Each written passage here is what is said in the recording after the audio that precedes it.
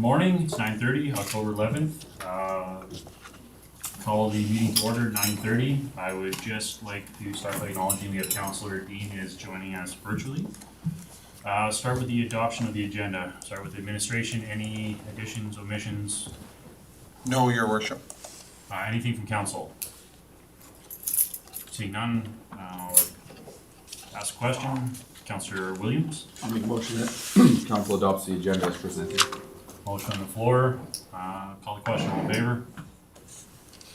Thanks, Al. That one's carried. Adoption of the minutes from the council meeting September 27th, 2023. Any errors, corrections? Anybody see anything in there? Councillor Poulton? I'll move the council meeting minutes of September 27th be adopted as presented. Okay, motion on the floor. I'll call the question. All in favor? And that's carried. Thanks, Al.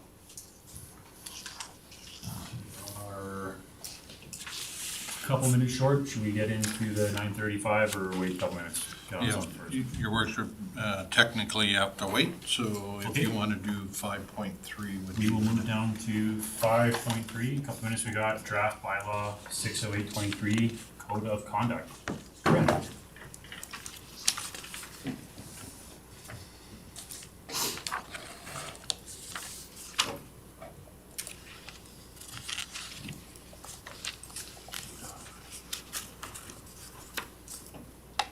Whenever you are ready.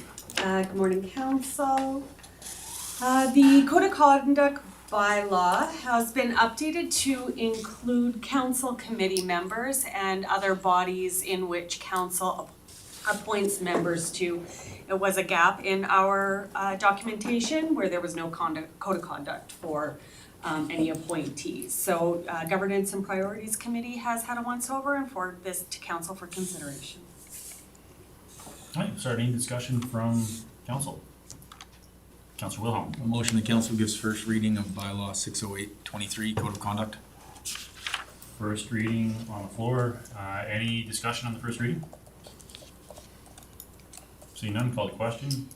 It's second reading. It says, motion first one says council gives first reading to bylaw 60823. We haven't done first reading yet. Okay, any other comment? Okay, with that, I'll call the question. All in favor? Okay, first reading is passed. Anybody want to pass? Councillor Williams. I'll make a motion that council gives second reading to bylaw 60823 code of conduct. Motion on the floor. Any discussion on that? Seeing none, call the question. All in favor? Second motion is passed. And just point of procedure, we need unanimous for the third and final reading before we can go to the third reading. Proceed. Councillor Burrows. I'll make a motion that council proceeds to third reading of the proceeds to third and final reading of bylaw 608-23 code of conduct. Motion on the floor. Any discussion on that motion? Saying none again, I'll call the question. All in favor? That is carried unanimous. Councillor Wilhelm. Bruce had his hand up. Sorry, Councillor Prestige. I'll make a motion that council gives third reading to bylaw 608-23 code of conduct. Motion on the floor. No discussion? Seeing none, I'll call the question. All in favor? That one is carried. Thank you, Corinne. Thank you, Council. Okay, we are at 9:35 here. We have a public hearing. All right. Just open this up again.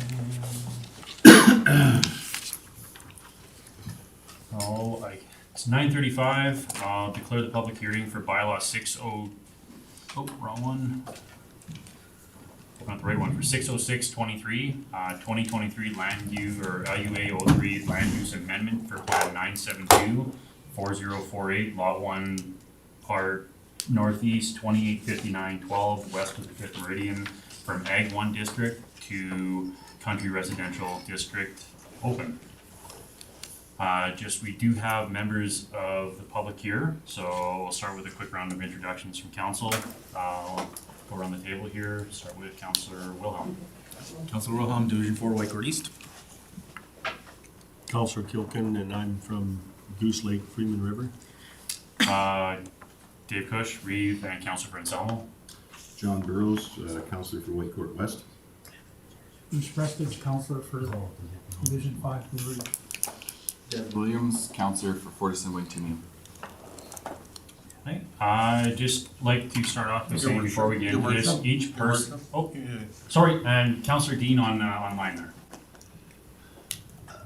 Thank you, Alan Dean, Councillor for Whitecourt Central. Maybe I'll try to remember to look up and see the cameras here. So each person wishing to speak will have up to 5 minutes to make a presentation to council. Members of the public wishing to speak in relation to the public hearing subject will need to state their full name, the identity of the address of their Woodlands County property, and whether they're speaking for themselves or for another person or group. All discussions of members of council, administration, and the public shall be directed through the chair. Council does not debate this matter during the public hearing, and the decision regarding whether to grant the bylaw further readings will be dealt with after the close of the public hearing. Public hearings are to allow input on facts and offer the public an opportunity to provide their feedback. The public hearing is not intended to be a question and answer period. Questions and comments must be limited to items concerning the specific subject of the public hearing around this land use bylaw. So with that, I'd like to ask Peter there on behalf of, I guess, our planning department, if you can give us some background on this. Good morning, council. So, the attached is land use amendment application 2023 LUA 03 and bylaw 60623 to rezone plan 9724048 lot 1, which is a 6.15 acre parcel from A1 Agriculture 1 district to CR Country Residential District. The purpose is for to rezone this particular parcel for ease of sale and ability for potential purchasers to obtain financing versus the agriculture zone. First reading was given on September 13th, and the public hearing today was advertised on the website and in local newspapers. Letters were sent to adjacent landowners and referred to the town of Whitecourt as the parcel is located in the IDP. And referrals were sent to government agencies as well. The parcel has been utilized as a residential parcel with a home occupation no longer in existence since the purchase of it from the province and the subsequent subdivision in 1997. The parcel size and current residential use meets the requirements in CR District in Woodlands County Land Use Bylaw that is attached. The proximity to country residential uses immediately to the west and west of the parcel is not compatible for future intensive agriculture use. In review of the municipal development plan, consideration of future use should be considered as residential due to proximity to town. In the IDP, it identifies the parcel as a natural resource area, which is Crown-owned parcels, and the IDP indicates land within natural resource areas are sold. All municipal policies should apply to the development of the land. No letters of comment or concern were received from adjacent landowners, and no comments were received from Alberta Transportation. The comments from Environment and Parks and the town of Whitecourt are attached.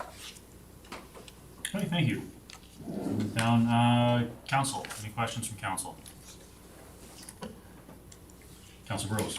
So I just had a phone call from this fellow, and he was talking about, talking to admin about putting on the decision to relax the fees around this application. Did administration have that conversation?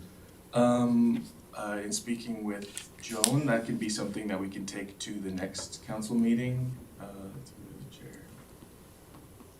And then you can make that decision then.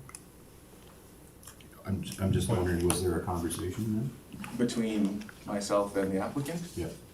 There was, and I had instructed the applicant to reach out to council and make that request. And I believe you received that request? Yeah. And that can be taken to the next council meeting on whether the fees should be adjusted. Okay. Okay, anything else from council? Councilor Dean, you good? Okay. So not seeing anything else from council, move down. I'd like to invite the applicant if they're here to provide any new or additional information for council's consideration. It's not quite here? Because it's stated at 10 o'clock. No, this is for the first public hearing. Different public hearing. We have two public hearings today. One's at 9:30, one's at 10 o'clock. So the one that we received from the adjacent landlord is at 10. Is that I think, and I think that's the only document he's seen. He didn't see this one. I'm just, I think there's some confusion. Is this involving Chuck McLean? oh, I'm so sorry. This is Yeah. the wrong one. Wrong one, So- yeah. That's so we have two public hearings today. Okay, so the applicant's not here? No. In regards to this public hearing, is there any discussion from, I guess, the public? Do we have anybody here who'd like to speak for or against? Okay, not seeing any. Just moving down the list here. Final council questions? We had no new information come up. Not seeing any from council. We'll conclude this public hearing at 9:42.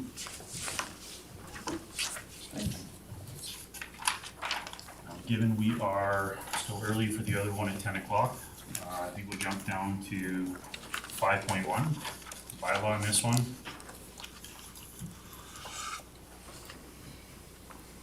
Sure. That's me. You're ready to go there, Peter? 1 second here. I got No worries. a number of RFPs. Okay. Yep. So, good morning again. The council gave first reading on September 13th. The public hearing was held and no concerns were received from adjacent landowners or government agencies. Attached is the application and the purpose, like I said, is for ease of sale. Attached is the bylaw, amending land use bylaw, redistricting part northeast 2859-12 west of the 5th, plan 972-4048 lot 1 from A1 to CR for council's consideration for second and third reading. Okay, thank you very much, Peter. Any other discussion from council on this? Councilor Wilhelm. You're the correct one here.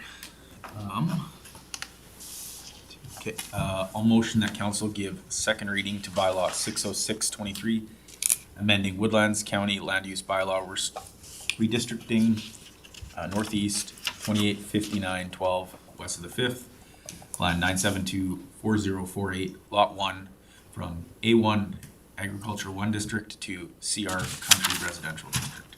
Okay, motion on the floor. Any discussion on the motion? Councilor Burrows. Just, do I have to make a friendly amendment to ask that the fees go to the next council meeting? Or would that be best in a third motion, maybe? Yeah, your worship, members of council, in regards to the actual motion is for the bylaw. That's what you're dealing with. What the recommendation from administration is the individual right to council or administration in writing, and then we would put it on the agenda. That's all. And if Mr. Burrows, Councillor Burrows would like to send an email, we can have it on the next agenda. That's all that's required. Because my understanding is a reduction in the application fee, correct? Yeah. Okay. Are you good with that, Councilor Burrows? I withdraw. Okay, any other discussion on that motion? Seeing none, I'll call the question. All in favor? Thank you, Councilor Dean. Councilor Prestich. I'll make a motion that council give third and final reading to bylaw 606-23, amending Woodlands County Land Use Bylaw, redistricting part northeast 2859-12 west of the 5th, plan 972-4048 lot 1 from agricultural 1 district to CR Country Residential District. Okay, another motion on the floor. Any discussion from council on this motion? Not seeing any, call the question. All in favor? And that one's carried. A few minutes here. Let's go down to 7.1, CYZU Airport groundbreaking.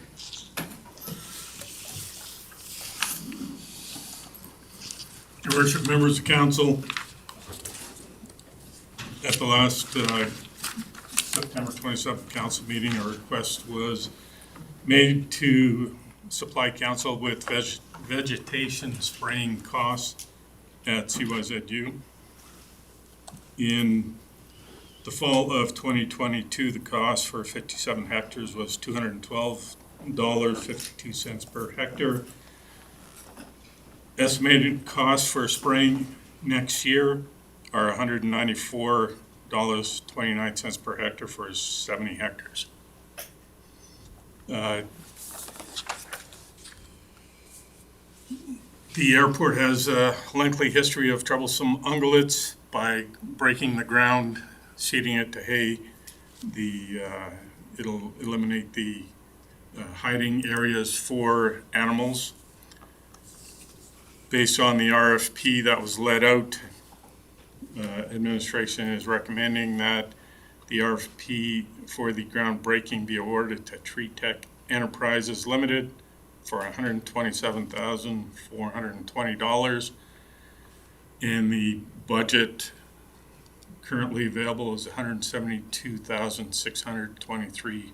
$80,316 was carried forward from the logging in 2022.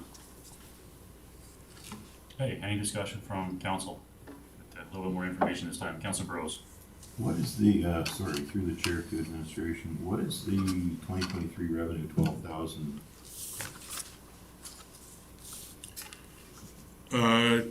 Through the chair to Council Burrs, I don't have an answer for that. But I can Andrew does. Through the chair to Councilor Burrows, that 12,000 was put into the revised budget in March as a revenue source for log sales. Okay, thank you. Councilor Burrows. I'll go again. I was just out there yesterday and we don't, the amount of money that we're looking at spending here, I think we'd be better off on roads. I appreciate we've had some trouble in the past, but we're not gonna have the type of trees coming up in the next year or two if we delay this a little bit. I'm really scared of some of the infrastructure spending that we've got coming forward, so I'm gonna say the same thing I said last year. I think we got a better place to spend this. Councilor Coogan. Yeah, through the chair, to council, I absolutely agree with that analogy. In my experience, as you know, that I've done chemical spraying on brush, is that a couple of years of that and the sucker growth that exists within there actually ends up killing a lot of material, so the vegetation will stay down, and we could actually understand that better if we would have some examples from our ag field people who have access to those folks. And I think the same thing is that we're looking at 200 and some dollars an acre for a year or two is not going to cost us as much as breaking that, and then we'll be able to see what the effect of it is. And so I would not support breaking. Any other discussion from council? All right, council, what do we want to do this?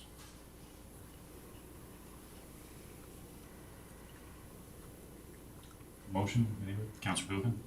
I'll make a motion that we follow a spraying program for when it's necessary for the next year, and then monitor and replant.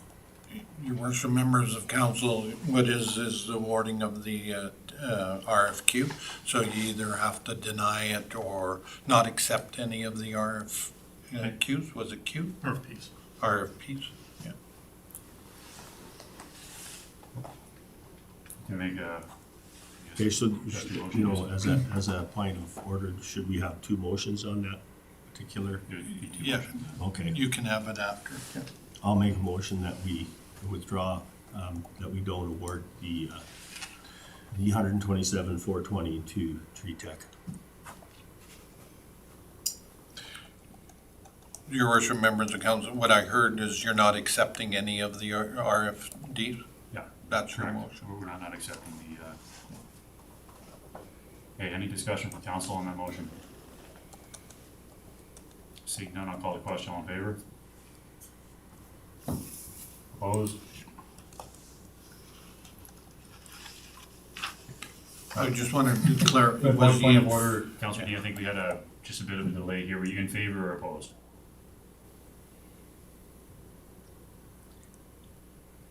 Sorry, I'm in favor. Okay, so that is carried. We are not gonna be doing the groundbreaking. You wanted a second motion, Councilor Buchan? Yeah, I think I would make a motion that administration monitor the growth out there and then come back to us with a spraying program. Does that motion work for administration? Yeah, the motion is that administration monitor the growth and, yes. Yeah. Yeah. Just Yeah. making sure that works. Yep. Any discussion from council on that motion? Seeing none, I'll call the question. All in favor? And that is carried. Still a couple minutes out here. Let's see if we can get 7.2 done. Draft amended policy 1955-02, shift differential. Was she coming down? She figured it would be. I'll run. Yeah, your worship, members of council, if I may, Aaliyah was going to present on behalf of administration, but Couple minutes running ahead here, ahead of so. schedule, she is not down here. So this was, the policy was presented to GMP with a recommendation from GMP to have council approve the shift differential. And I can answer any questions. We did have a discussion this around at the GMP. Any other discussion from council? Councilor Pressage? I'll make a motion that council adopt amended policy 1955-02 shift differential. Okay, motion on the floor. Any discussion from council on that motion? Seeing none, I'll call the question. All in favor? That one's carried. Mr. Frank, if you want to take us through 7.3? Your worship, members of council, this again was at your last GMP. The committee recommended council approve the amended policy 1955-02 standby pay for council's consideration. Just for clarification, it said 1955-02, it says 1955-05. Just making sure we're Yes, yeah. It is supposed to be, I think you just read the wrong one there the second time. yeah, that's correct. Morning, Aaliyah. Good morning. Sorry, we're running a little ahead here. I don't know if that one's totally works. All right, so council, we are on to 1955-05 standby pay. We did have a discussion again, GMP, Councilor Williams. I'll make a motion that council adopt amended policy 1955-05 standby pay. All right, motion on the floor. Any discussion on that motion? Seeing none, I'll call the question. All in favor? And that's carried. 7.4, amended policy 1955-03, callback pay.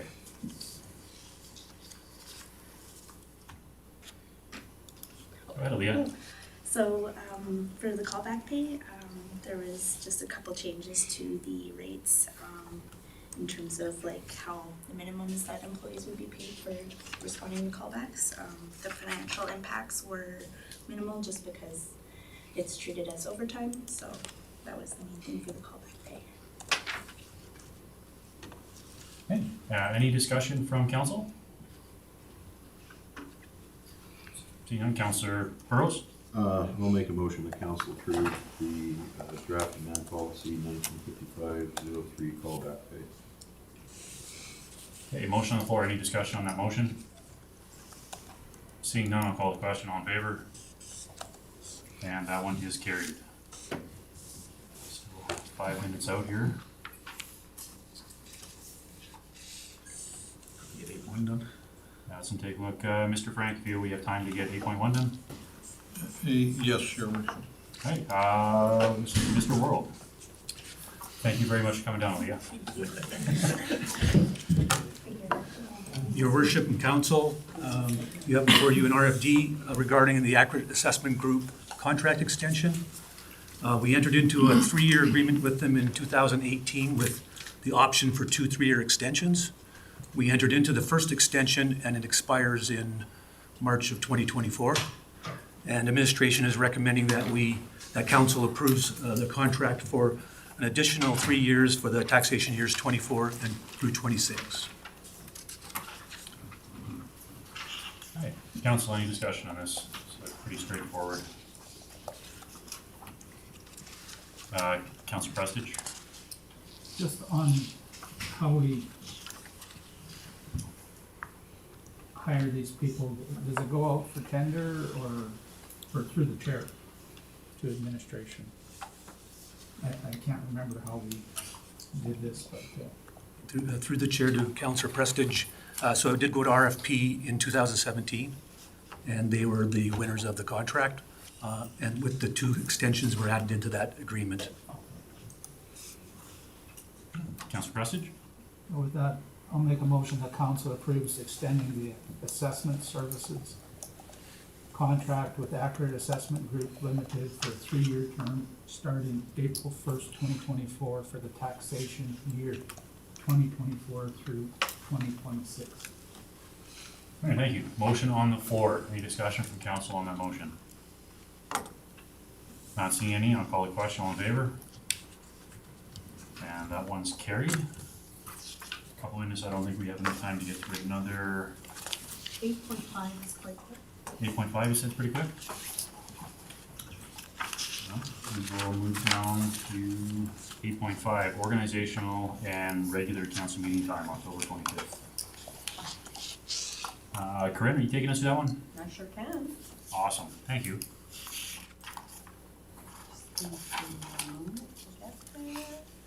I'm just gonna stay back here, council, because I do believe this is quick. As we know, on Wednesday, October 25th, council is having their annual organizational meeting in addition to a regular council meeting.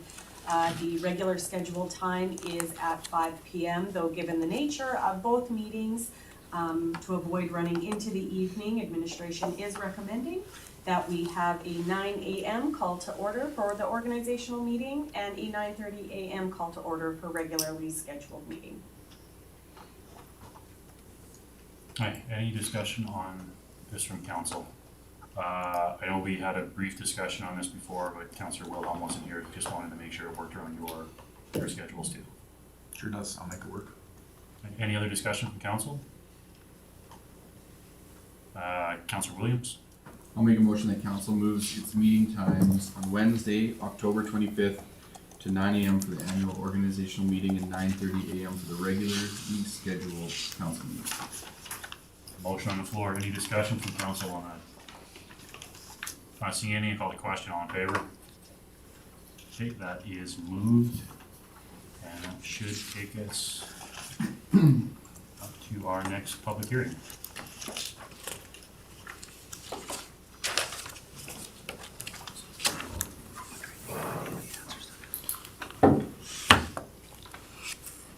This one here.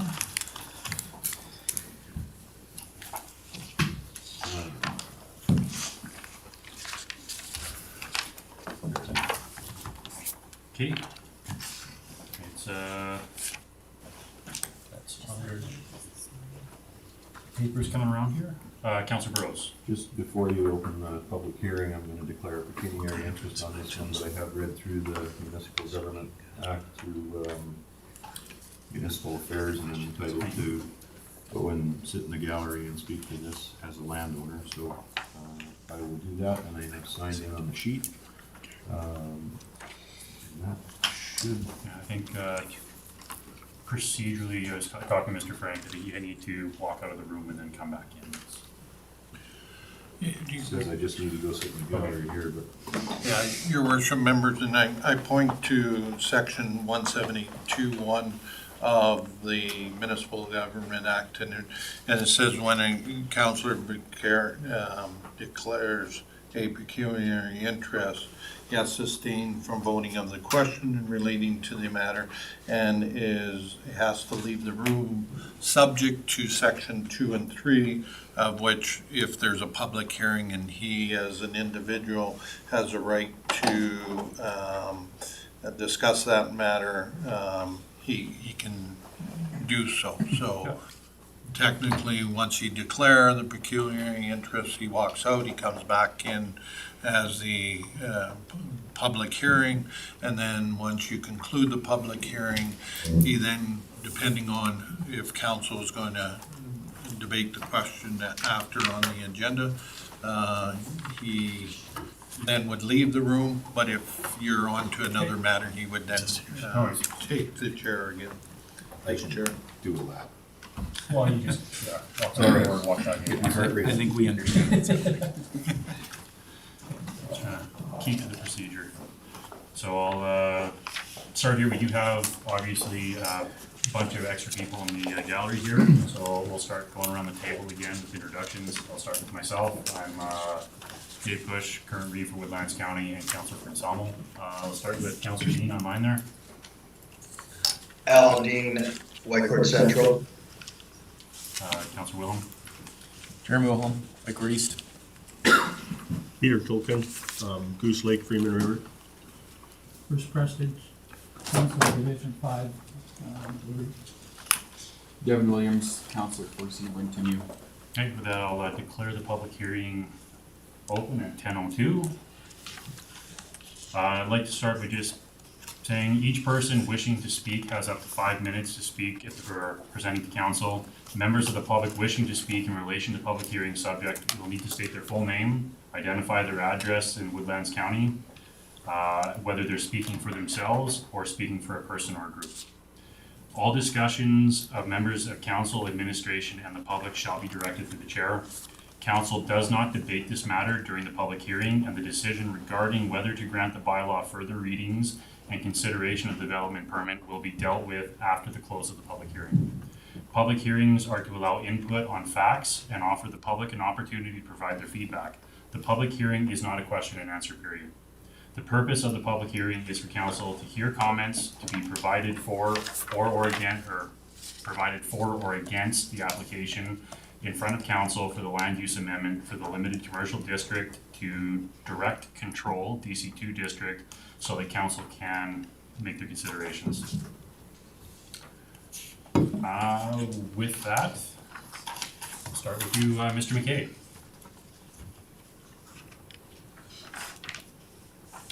Okay. So council gave first reading to bylaw 602/23 attached at the regular council meeting September 13th, 2023. Council passed a motion to schedule the public hearing for today, October 11th at 10 a.m. to hear comments on amending bylaw and proposed development permit 15053/2023. The purpose of the land use amendment application to direct control DC2 and the development permit on plan 0825617 block 5 lot 1 is to give council the opportunity to review and approve a non-conforming building that includes breach of setbacks and unauthorized expansion of building from what was applied for. A decision made under direct control district cannot be appealed to the SDAB, and council's decision is final. Attached is the application of 2023 LUA 02 from limited commercial district to direct control district with the following listed uses. Accessory buildings, accessory use, aviation related business, distribution facilities, eating, drinking establishment, food preparation, private hangar, and vehicle rental. The bylaw uses other provisions in DC two as, the uses and other provisions in DC two district are the same as LC district in the land use bylaw. The purpose of the amendment is to allow council the authority to approve the non-conforming development on the parcel. The development permit application for the listed uses with the Alberta Land Survey's real property report showing setbacks is attached. The development permit application is subject to approval of proposed bylaw 602-23 passing final reading and is subject to county council's approval, which also requires the public hearing being held in conjunction to this. Attached are the conditions of approval for DP 15-053-2023 for council's consideration. The public hearing for bylaw 606-20, I think is it 606? 602-23, and DP 15-053-2023 were advertised for 2 weeks in local newspapers, and letters were sent to adjacent landowners to the property advising of the public hearing. The LUA and DP applications were referred to government agencies and internal county departments. No written responses were received from adjacent landowners. One phone inquiry was received to where the land use amendment documents could be viewed, and one individual attended the office requesting clarification on the purpose. One written response from from the town of Whitecourt is attached as it is located within the IDP. There was also an additional comment received late from Alberta Safety Codes that has been uploaded to iCompass, and print copies were distributed to council. That's it. Okay, thank you. Moving on here, councillor questions. Any questions, comments from council in regards to the rezoning? Councillor Kuchen. Yeah, I've got a number of questions. First of all, because most of us aren't really, don't really understand airports and aerodromes and all of this stuff, I went back in the history and I had to look at the airport master plan, which really doesn't define anything. It's basically a wish list of what should happen out there. So I went back in the history of all of this land use development, and part of the problem that I have is that the municipal planning is really important in land use, and that's one of the key elements that keeps us on track in doing good planning and good development. So best practices are one of the things that we should be aware of. In this case, in order to achieve best practices, I would submit that we should kind of use the professional things that are used in airports to do these kinds of make these kinds of decisions, and those are in the documents that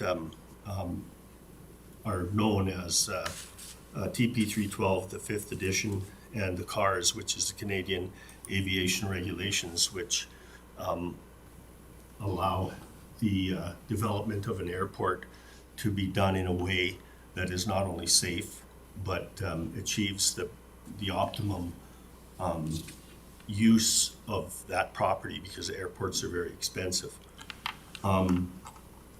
So my question here is, have we as a municipality followed those guidelines that would be laid out under those documents, which is probably the documents that are used in all of the airports that are currently operating, because it's a requirement for us to have the safety standards, actually to have a certificate.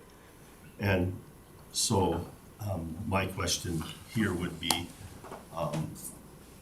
are we making a decision here based on best practices, or are we making a decision based on planning that has been done outside of that, outside of those regulations. The second question that I have is, it's noted that the application was July 10th of this year, and under our own land use bylaws, it's a requirement that we have that before council within 60 days, and we're beyond that. So I just have a concern about that as well. Mr. Frank? Your worship, members of council, if I address the first question and then Peter can address the second one. This is a public hearing for a land use bylaw amendment in accordance with our land use bylaw. That's the document that you're using today to make your decision and gathering information on this matter. Make the second question. For the second question, it is my understanding that the land use amendment application and development permit application were to go coincidentally to make the building conform. So we waited until the development permit application with the RPR was provided, and then it was brought to council. So given that the, yeah, we're definitely over the 60 days, so that won't affect the applicant. It was not considered a deemed application. That's- Yep. Any other questions from council? Seeing none, I'd like to call it Mr. Paul, if you like, the applicant. Okay.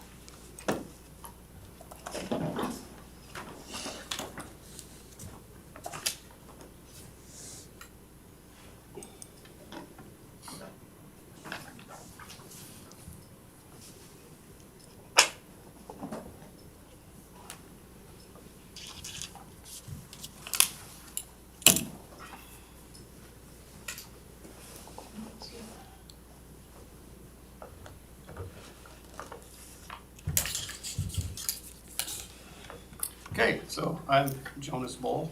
This is my lovely wife of 26 years, Alice Bull. We've been in the community here for quite some time, and we've never felt more welcome. So on September 13th, 2023, the settlement agreement between myself and Woodlands County has been publicly disclosed 6 times in writing, while 3 specific conditions of the settlement agreement have been disclosed in the September 13th, 2023 council agenda. The settlement has been publicly disclosed verbally twice during September 13th, 2023 council meeting. I am informing council that Woodlands County is now in breach of the settlement agreement between Bull and Woodlands County. A condition of the settlement agreement drafted by the county's own lawyers and administration, paragraph 31, states the parties agree that this agreement and the terms and conditions herein shall be kept in strict confidence and shall not be disclosed to anyone. That brings us here today. So a second failure, which I believe to be intentional malice on behalf of your administration. The land use bylaw amendment application you see before you on page 40 of the October 11th, 2023 council agenda was filed under duress. I was denied my legal right to apply for a land use bylaw amendment seeking a zoning change from the District of Limited Commercial to the District of Airport Service. This denial happened before any legal settlement agreement was signed between myself and Woodlands County. Your worship. The administration Sorry, of Woodlands I just- County intentionally and maliciously Mr. denied Bull, council just hold you for a second, its please. ability to make Mr. informed, Frank? unbiased, important zoning decisions that could positively affect our Okay. local aviation community for decades to come. Mr. Frank? Your worship, members of council, I have to remind you, this is a public hearing regarding a land use bylaw amendment, not Mr. Bowles' settlement agreement. Mr. You're not Bowles, letting me apply. That's correct. I'm not. So is that your authority to not let people apply? Yes. So Okay, we are here to discuss the rezoning of this one parcel. We're not here, this isn't unfortunately about rehashing the court case or anything. I'm not rehashing the court case. This development permit, or this land use bylaw amendment is their wishes, not mine. Here's my application I was trying to apply for, and here's another $2,000 to apply for it. Anyway, if I can continue, Still got a couple minutes here, yep. okay? Land use bylaw 490-17, section 33, amendment of the land use bylaw. Paragraph 2, a person may make application to the development officer for amendment to this land use bylaw. Nowhere in the land use bylaw does it state that the administration or the CAO has sole authority to deny a resident the ability to apply for an amendment application of the land use bylaws and prevent a fair hearing in front of council.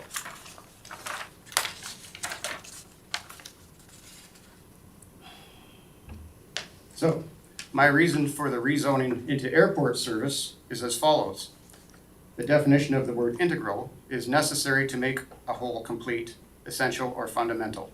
In the Woodlands County Land Use Bylaw 490-2017, Section 101, AS Airport Service, Paragraph 2, the permitted uses are development necessary or integral for the operation of the Whitecourt Airport, including but not limited to such uses as the terminal buildings, runways, taxiways, aprons, and operational reserve lands. Important to note, in Section 18 of the Land Use Bylaw 490-2017, there's a section where a permit is not required, and that states it's in any development in the airport service district. So in the court case, Johannesson versus City of West St. Paul, Rural Municipality, 1952, 1 SCR 292, as is pointed out by members of the court in the Johannesson case, airports are an integral and vital part of aeronautics and aerial navigation and cannot be severed from the subject matter so as to fall under a different legislative jurisdiction. Equally, hangars are a necessary and integral part of airports. The court confirms hangars are integral to an airport. The County of Woodlands land use bylaws already has a district designed specifically for development that is integral to the Whitecourt Airport. All of this legal nonsense could have been resolved before it even started back in 2017 had the council at that time decided to keep the property in airport service instead of making it groundside, and was threatened by the airport manager, or as was threatened by the airport manager, William Stewart, in 2050. Cars, then I'll make you downside on the, okay, I don't challenge your car. And on July 10th, 2023, Joan Slutwig, manager of Community and Planning Services, refused to accept a land use bylaw amendment application to zone my airport property into the district of airport service. Her reason for not accepting my application was because hangar is not listed as an approved use.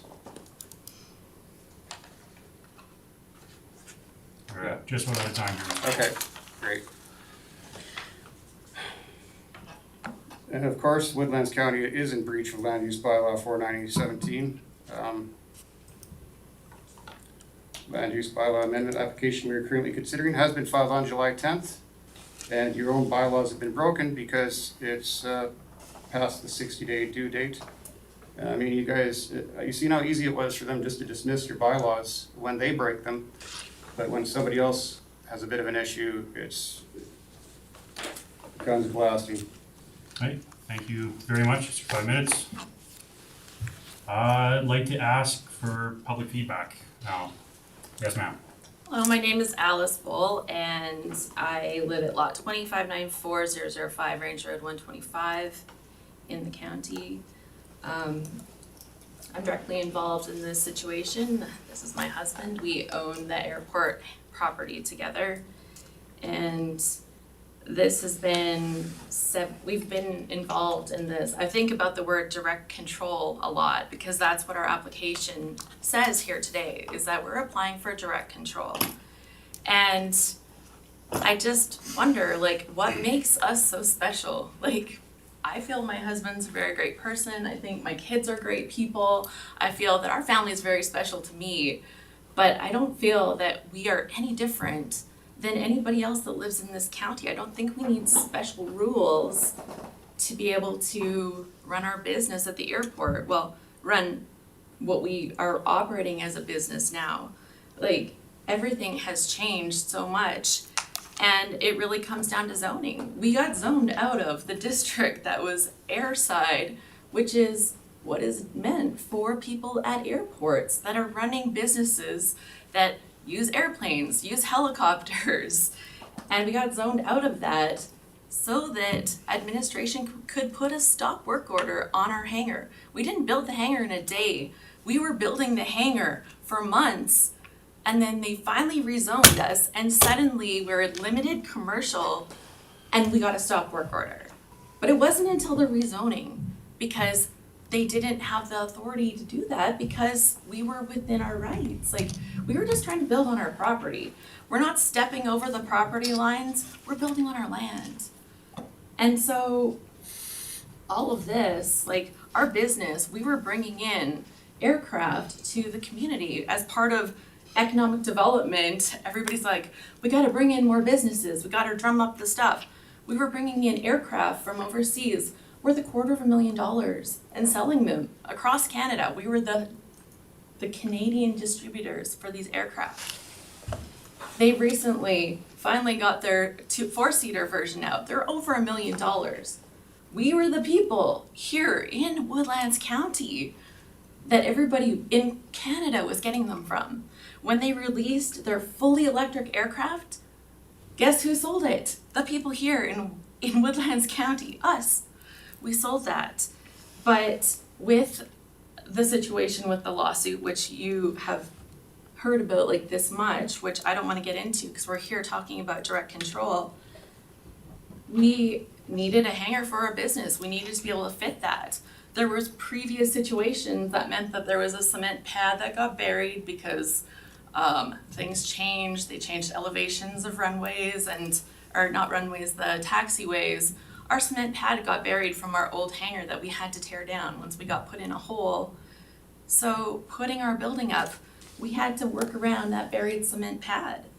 So some of the things we asked for were not unreasonable. They all had purpose, and it all kind of happened with decisions that were made from the county.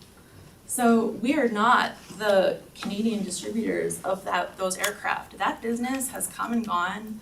The stuff with this lawsuit has put us in breach of our contract with them just for us to try to have a hangar building and to try to do our business.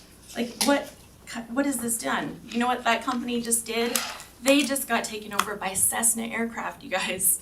We were part of that. That was gonna be here in Woodlands County, and that's gone. So my final thought is, what are we trying to control? What makes us so different? Why do we need direct control when airside districts are set up for exactly what we're doing? This is what we do. Why could we not apply for that? Why could this not be on your task of things to worry about? Airports are complicated. There's international levels. There's the ICAO, International Civil Aviation Organization. They make sure you can fly all over the world. If every municipality had little specific rules that governed aircraft, good luck trying to fly to Europe or Hawaii for your holidays or the Bahamas. Like, you can't have that kind of micromanaging of aeronautics, which is why it's federal, which is why we want you to follow that TP 312 5th edition that was mentioned by Councillor Culkin. Okay, thank you very much.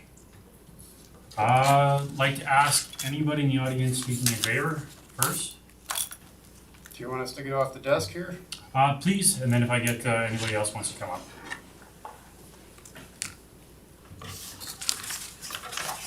Anybody speaking in favor, if you'd like to come up and.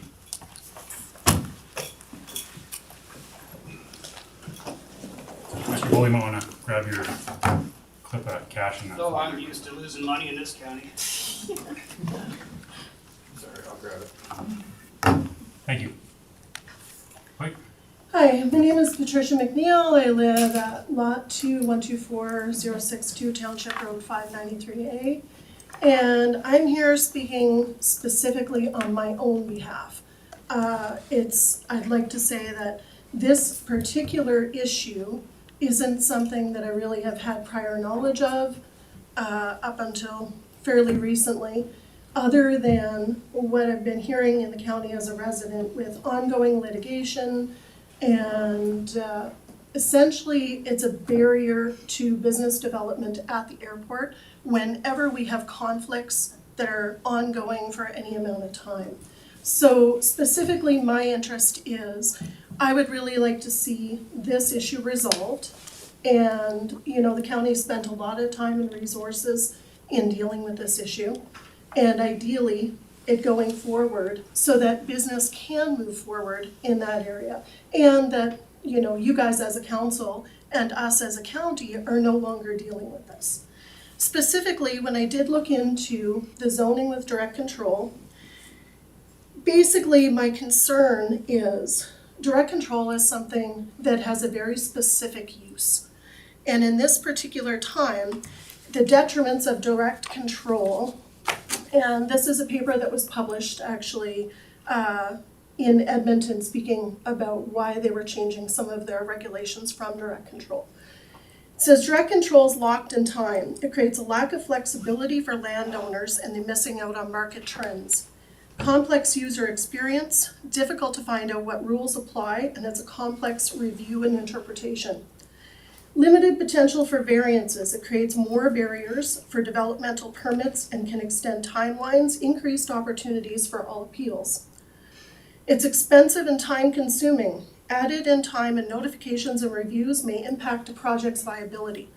It's inconsistent and not all direct controls have the same quality, discrepancies in language and format. So my question is, have all other options for zoning with conditions that would allow for this project to continue, have all other options been exhausted outside of direct control? Thank you, that's my comment. Anybody else like to speak?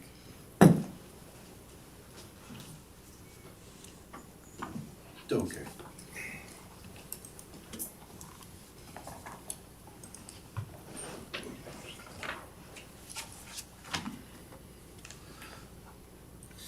Just trying to find where my land is. And if my question could be answered, sorry. It was a question. Public hearings aren't a question and answer Oh, you're period, right, sorry. so. My apologies. Good morning, council. My name's John Burrows. I've got 2 lots at the airport, South 315912 Lot 5, South 3159 2 Lot 6. I first purchased my lot in 2012, and I'm gonna get to the zoning thing here right away. Purchased in 2012, I sat on the advisory board committee for the airport advisory committee for 2 years. I'm a private pilot with almost 1,000. I wrote 600 down here, but I looked at my book after I woke up and it was closer to 1,000. Anyways, I've also got a M1 licensed aircraft maintenance engineer. I've worked in aviation for 30 years. First came to the area in 2003 and have been the president of the Watercourse Flying Club for 5 years. I'm the third owner of one of my lots. That the reason that the lot was sold is because they couldn't develop on it. You can only get 46% use of the lot. And I'm gonna go through a bit of a timeline here. So the airport master plan was adopted in April 16th of 2013. In October of 2013, there was an open house stating that new lots would be available for sale and that the expansion would be self-funded by sales of land at the Watercourse Airport. And I've attached the article that's in the newspaper that says that. In April of 2017, the land use bylaws, public hearing took place for the new land use bylaws, and as those bylaw changes included rezoning the runway and aprons and terminal building into what was called airside service, and then the creation of limited commercial for all the lots that had airside access. In June of 2017, despite pushback from airport landowners and users, the new land use bylaws were adopted. In July 19th of 2017, the new extension down Apron 3 was completed and lots were offered for sale. In the middle of this process, because I bid on one, in the middle of this process, the option to purchase became no longer available and the lots could only be leased, so the municipality could maintain control over development. The Apron 3 construction was roughly $6 million with another $900,000 in fill to bring those lots up to grade.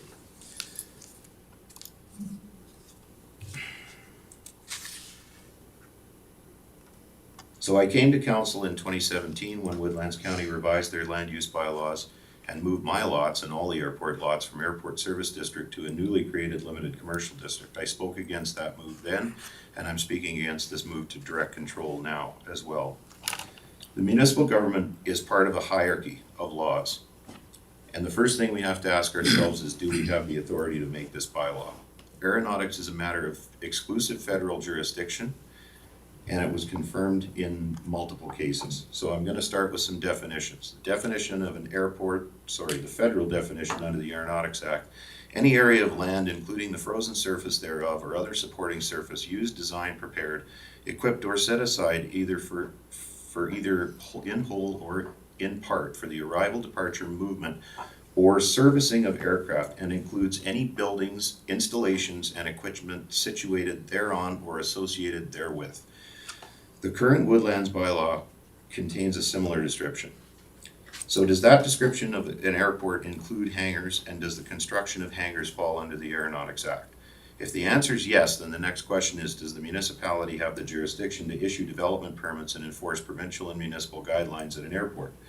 A recently litigated case in Oshawa answers that quite clearly. And John, just gonna let you get a minute left. whether council's aware of it or not, I've presented the information here. The most damning to them is the last on the Duncan Litton out of the town of Tilsonburg, where he states, the lawyer states that building codes, the Ontario Building Code cannot be applied. Provincial building codes cannot be applied. These are federal lands. As long as they're used for aircraft hangars, they're federal lands. They're federally regulated, hands off. And I don't know why we keep having this conversation over and over and over again, but we do. So I'm asking this council to take a good hard look at this airport and actually make a decision that's gonna move us forward, because we've spent $11 million on the airport since 2013, and we've got one new development. That is not money well spent. Thank you. Thank you. Anybody else from the gallery like to speak in favor or against? Can we give you a handout? Yeah, you can pass it to enough here for everybody to look at. Yep.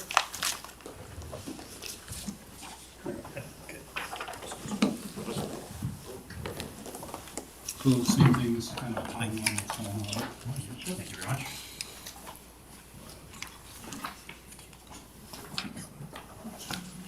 Can I have a copy? You can have Your worship, can I ask that we have a copy? Because we require. If there is a copy for administration, please. You need to be able to follow along for the long review. Okay. Thank you. I gotta figure out where I am. So my name's Curtis Brownlee. I'm an owner of the airport, and our lot is Plan 0825617, Block 4, Lot 1. I'm also like pilot and landowner at the Watercourse Airport. I have approximately 700 hours. I'm here today in regards to rezoning change of Mr. Bowles' lot from limited commercial to direct control limited commercial. I'm definitely not in favor of this. This rezoning and previous rezoning is a direct attack on Mr. Bowl and all the landowners and users at the Watercourse Airport, and always has been. To give a little history, the taxiway directly to the northwest of Mr. Bowl from property pin to pin is 175 feet wide. The taxiway paved width is 60 feet wide. Actual width needed for that area would have been sufficient at 30 feet wide. Please see paper number 1 of the drawings. Mr. Bowl and Mr. Burrows showed that in a municipal planning meeting with the backup documents to provide their point of 2016. All members of the MPC commission were provided with copies. They were trying to get a variance approved that everyone in the county office told them was a formality to get approved to build at the Whitecourt Airport. This was opposed by a helicopter training company at the airport that said it needed as much room as they could get. No documents to back up that quote were provided. One councillor in MPC stated that Woodlands County was going to be safer than what that was stated federally. Mr. Bowles' variance was rejected for the third time. He was handed a building permit with 48 conditions. That's a number 2. I draw your attentions to conditions 38 and 39. Where 39 stated that he could not sue anybody on the Woodlands County or any councillors that were sitting there. I don't think anybody's ever been given that. Mr. Bull decided at that time, as he knew you didn't need a building permit for a hangar on a privately owned lot, to ignore the permit. Please remember he had tried unsuccessfully 3 times to work with the county to obtain a building permit for a reasonably sized hangar at the airport. The county also knew this is now stated in the Woodlands County Use Bylaw 490/17, see Part 3, where it's stated, any development within the AS Airport Service District does not require a permit. When the administration, especially one council, received this news, they were extremely angry. How dare someone go against them? The lawyers were contacted to see if a stop work permit could be issued. To their surprise, Mr. Bull did not need a building permit at an airport on a lot that he owned, as is now stated in the Woodlands County Use Bylaw 490/17. This did not sit well with administration and many councillors. There had to be a way that they could take back control of the airport. How could they get their way? The lawyers figured out if they edited the definition of limited commercial to now include properties attached to the airport, they could do what they wanted. Please see 5. So 5 is now, these regulations apply to privately owned lands that abut the airport service district. Everything's highlighted. Defined by the federal government, an aerodrome includes any buildings, installations, and equipment situated thereon or associated therewith. This includes all the hangars that have now been rezoned limited commercial. Please see number 6. Now that this was done, they could rezone the airside hangars and all they owned land to limited commercial. They convened a public hearing for March 2017 to do just that. Please see number 7. Of the 14 members of the public that showed up for the meeting, 13 of them there were for the airport rezoning. Now this was a major change to the entire land use bylaws. There was only one other person that was there and he had no opinion on the airside district. There also was no public present at the open house in Fort Assiniboine. Pretty good turnout from the people that were affected by the proposed airport service district to limited commercial. 7 people stood and said they were against the changes, so council voted to change the airport service district to limited commercial. Now the lawyers and administration can enforce the stop work order. A little too late. The hangar had been built. So now the lawyers and administration have been fighting with Mr. Bull for 5 years to tear down his hangar. What a great way to build confidence in future developments at Whitecourt Airport. Come on in and we will sue you. I have included a story taken from the Whitecourt Star where Mr. Rennie states that when we speak to the majority of the airport operators out there and ask for their input, we get good input and we always get a number of thank yous and compliments. Please see number 8. Got a minute left. Okay. Doesn't seem like they listened to their operators who soundly said no to the rezoning. The county has spent north of $1 million fighting Mr. Bull in this completely illegal persecution. What could you have done with that money? A county that has been very public on its continuing financial deficit. Buy a new grader, buy some new trucks, fix a bridge or 2. So what do you think? Is Woodlands County administration on a witch hunt to get Mr. Bull? Someone who stood up and said, that's not right. You as the new council have a duty to stand up to administration that it's not right to continue this persecution. You have power to shut this action down. Return the limited commercial to airport service district. I have to give it to Mr. Bull. I would have given up and sold out a long time ago, as would many others. I asked him why he didn't. He said he believes we have a great airport that is being directed in the wrong direction. If we can get it straightened out, it should fly right. Thank you for your time. Thank you very much. Any other comments from members of the public there?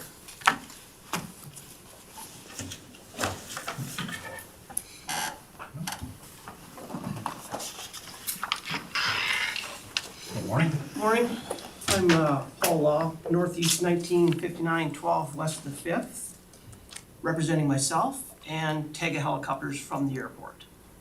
I've been at the airport for, well, I guess I've been a county resident for 26 years. I've been at Tega Helicopters for 24. I'm an AME for 34 years, commercial pilot as well. I've seen a lot of change at the airport over the years and had a lot of issues. Mr. Burrows had mentioned he was the third owner of some property. Well, I was the first owner of one of those properties and tried to develop it for many years and had trouble after trouble, couldn't get answers. Finally, I sold it because I had nowhere to go. So I sold it. Moving on, back with Tega Helicopters.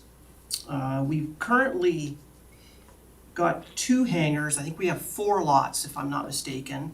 And you probably know that we currently have an application in for an addition to our hangar.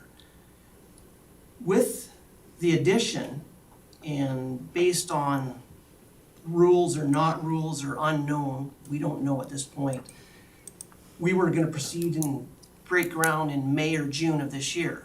We had permits, we followed the rules that I don't think we really had to, but we did it anyways. And we couldn't proceed because the building inspector, local building inspector, due to basically what happened at Sniper, he changed some rules and said now we have to change the design of the building. We had to have engineered drawings. We had to have sprinkler systems. It increased our cost by 25% to the building. And we said no, we didn't get any value for the 25% increase in the cost, and we didn't feel that we needed to do it. So our concern, my concern, and the Tega Helicopters as well concern, is right now with the way things are going at the airport and what you're doing with Mr. Bowl, if you're gonna change him to direct control, what's gonna stop you from changing everybody else to it? We don't know what's that, and we don't believe you guys have the right and ability and legality to do it. So we need to fix this. We need to get the right way to, whatever it is, the right way to do it, the legal way to do it, and I think we need to find that out. And we need to move forward in the correct manner so we can all conduct businesses and continue on. Thank you. Thank you. Anybody else? I've got documents to submit for when I was up there. Should I do that after? You want to submit them, here's your chance just to clear this out, so if you want to pass them out to people here.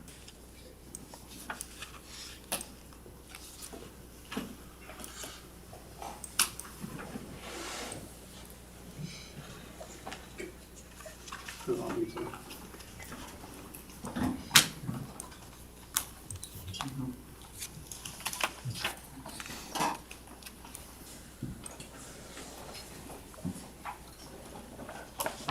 Thank you.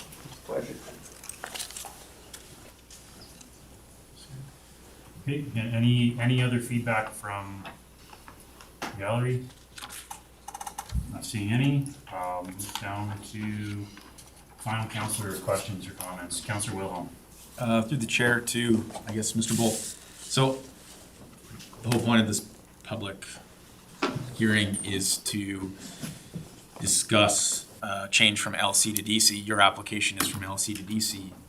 If you don't want it from LC to DC, why do we have an application in from LC to DC? That doesn't I was answer my coerced question. into doing this. I mean, my house is under a writ of seizure. My hangar's under a writ of seizure. I mean, what am I gonna do, lose everything just because I tried to build a business in town here? If that's where we're at. Like, you guys should know this, you agreed to the settlement. I have a settlement with the county. You guys are the county, are you not? So do you not want us to approve this application? I don't really give a shit anymore, actually. Like, I have something to say about that. I care. Obviously, he cares. You can hear that in his voice. but he can't find the words. What we wanted to do and what he tried to do was apply to be put back in airside because it fits all of the regulations already. And when we were told, and he was specifically told, you heard him play a recording by your CAO, that no, we weren't allowed to apply for that. That was before there was any side agreement. Before the agreement was signed, we tried to do the right thing. We've tried to do the right thing so many times that I'm running out of tick marks on how many right things we can do. And like, there's been stuff in the news, we've spread some sunshine on some of the things that had gone badly in this county. And you are here in front of us and you're fixing things and we see that progress. And we just think, why are you in this position where you have to create another little mess for something to be fixed down the road when this could be fixed right now? Here's what I would like. You guys have the authority to amend this application to whatever you see fit. You can simply amend it to change it from direct control 2 to airport service. You could do that and you could vote to approve it and it would be done right now. And I would still be willing to amend this settlement agreement that we're not supposed to be talking about, but since they wrote it in the agenda and mentioned it so many times, it's out in the open now. I would be willing to amend the settlement to drop all the lawsuits and we can just move on with life, and then we can welcome other people to this airport and say, yeah, we're open for business, instead of what's been. Councilor Wilhelm. Just to follow up, so, I mean, that doesn't answer my question. Do you not want us to approve this LC to DC? Is that no then? That's If you ask it I like a honestly- yes or no question, and that's the only option, if Yeah, that's, if if this that's the only thing, if if this this is is what we black have and to do- white, yes or no, then direct control, does it Sure. really work? Does it solve problems? But I mean, then, let's say I wanna do a Copa for Kids event where we fly a bunch of kids around and we base that out of my hangar. I have to apply for another permit the day, like a month before that, so we can hold that event, so we can have other airplanes in. If I wanna have a different, tenant inside of my hangar, I have to apply for another permit. Like, how many, I've got $10,000, I was trying to pay them the other day so that I could apply for all these permits in advance. Cause I mean, it's a hangar, things change. When it's winter, planes get iced up. I mean, we've had the airport manager, the fuel provider, Rotavia, and Nav Canada has referred all kinds of pilots to us. They go into our hangar, they melt the ice off their wings, and then they're on their merry way. I mean, that hangar is integral to the operations of the airport, whether you admit it or not.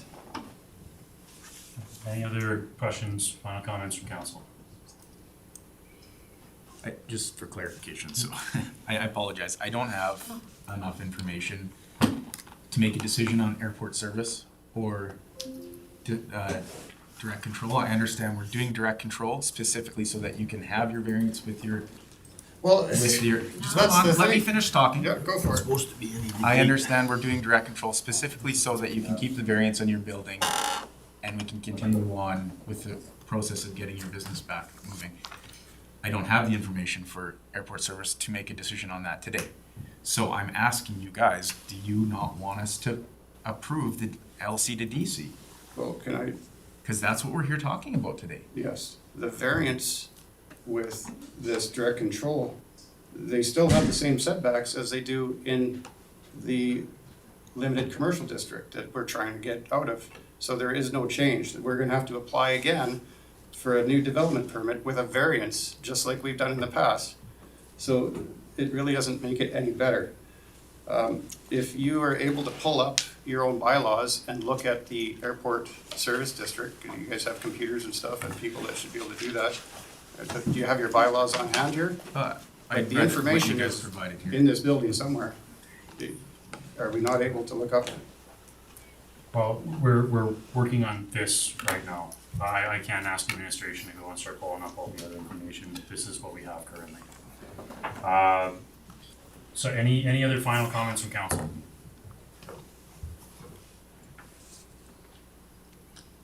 Not seeing anything else from council. Councilor Prestidge? Yes, we went and looked at some different airports and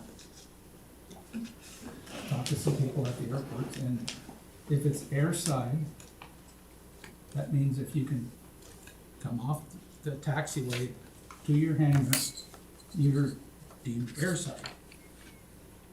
Anything that's not approachable with an airplane is commercial. So anything along that runway, I feel our airport should be airside. We will bring in more business. We're on the verge of losing another business because of these regulations that the county has imposed. And like, we spent millions of dollars on that other development there, and we've only had one hangar put up. And at the time, it was supposed to pay for itself by selling the lots. Then they changed to leasing, and we never recouped our money. Like, it was $6 million. If we were to be airside and be able to sell the lots, we could recoup some of that money that we spent.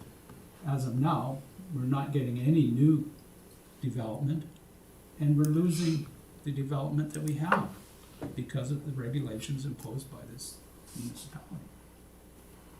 I do agree that it's been very stale out there, and maybe we need to look at, like a overview of the entire airport. But currently what we're dealing with is this one land use bylaw. And whether, we get to the delegations, if this is passed or not, I still believe that we need to have, an expert, something like a consulting group or something that deals with airports that can come and have a discussion in front of council and administration with kind of a broad view of what they see in, general practices. So, Councillor Prestige. I totally agree with that, because we're asked to make decisions on an airport, and most of us don't know anything about an airport. It's just what administration is telling us. I think we should have an independent consultant come here and educate us on how an airport should be set up and how an airport should be run. Right. With that, any further comments from council? Seeing none, I'll conclude the hearing at 10:52. Thank you very much. And council will take a 10-minute break to 11:02, which we have another delegation with the MLAs.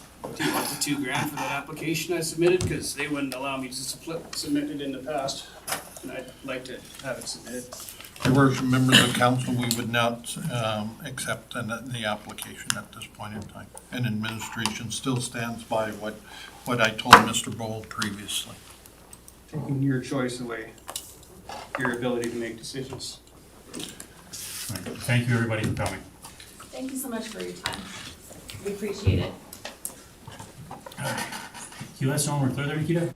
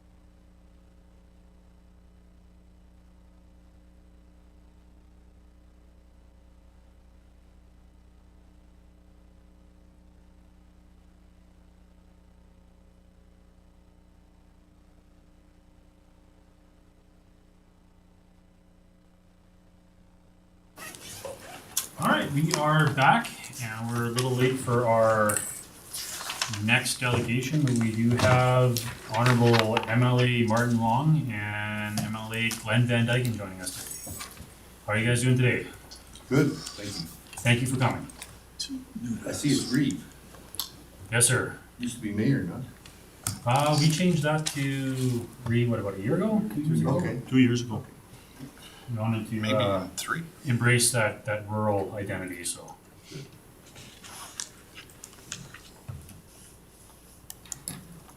Hi, so I guess you guys wanna start Hand it off? over to us? Okay, Martin will begin, and then I'll piggyback off of open comments. Thank you, and MLA is okay, we're not honorable unless we're in the assembly as MLAs, or if we've had the distinction of being a minister, so. But thank you for having us, really appreciate the opportunity to chat with you guys today, have some open dialogue and give an update on some things for our area. So, first and foremost, obviously this area had some maintenance work done this summer that I heard feedback from county and town residents alike that they were very unhappy with the way the maintenance turned out, and so very pleased that we were able to get Minister of Transportation, Minister Devonshire out for a visit, and he agreed with redoing the maintenance project, and we've seen that recently completed. And actually there will be another stretch of maintenance completed here, actually in the coming days, through the community of Watercourse. That funding that is doing this other portion is also part of a funding envelope that out on Highway 32, there was a bit more pavement work done out there. So that's more of a direct impact to county residents on Highway 32. So just a quick update, we've had a few ministers come to the region over the last few weeks and months. Minister Cyril Turton, the Minister of Children's Services, came to the area, ended up visiting the Boys and Girls Club. He'll be visiting the riding again in the coming weeks. I believe it's going to be on the west side of the riding on his next visit. Minister LaGrange was here last week, I believe it was. Last Monday, yeah. Councillor Dean was there with the contingent to engage in the dialogue with Minister LaGrange. Really appreciated his engagement there. And we had a number of folks gathered around, including some healthcare professionals, to share some thoughts to the minister. And then the minister also did a visit to the hospital here in Whitecourt. I did receive news that the utilities minister will be coming through in the coming weeks. I don't have a date on that, but I did receive confirmation that his office is planning a trip to this area. We also, I did my annual golf event this summer and was very fortunate to have Minister Nally show up. He's been there every year. He's currently the Minister of Service Alberta and Red Tape Reduction.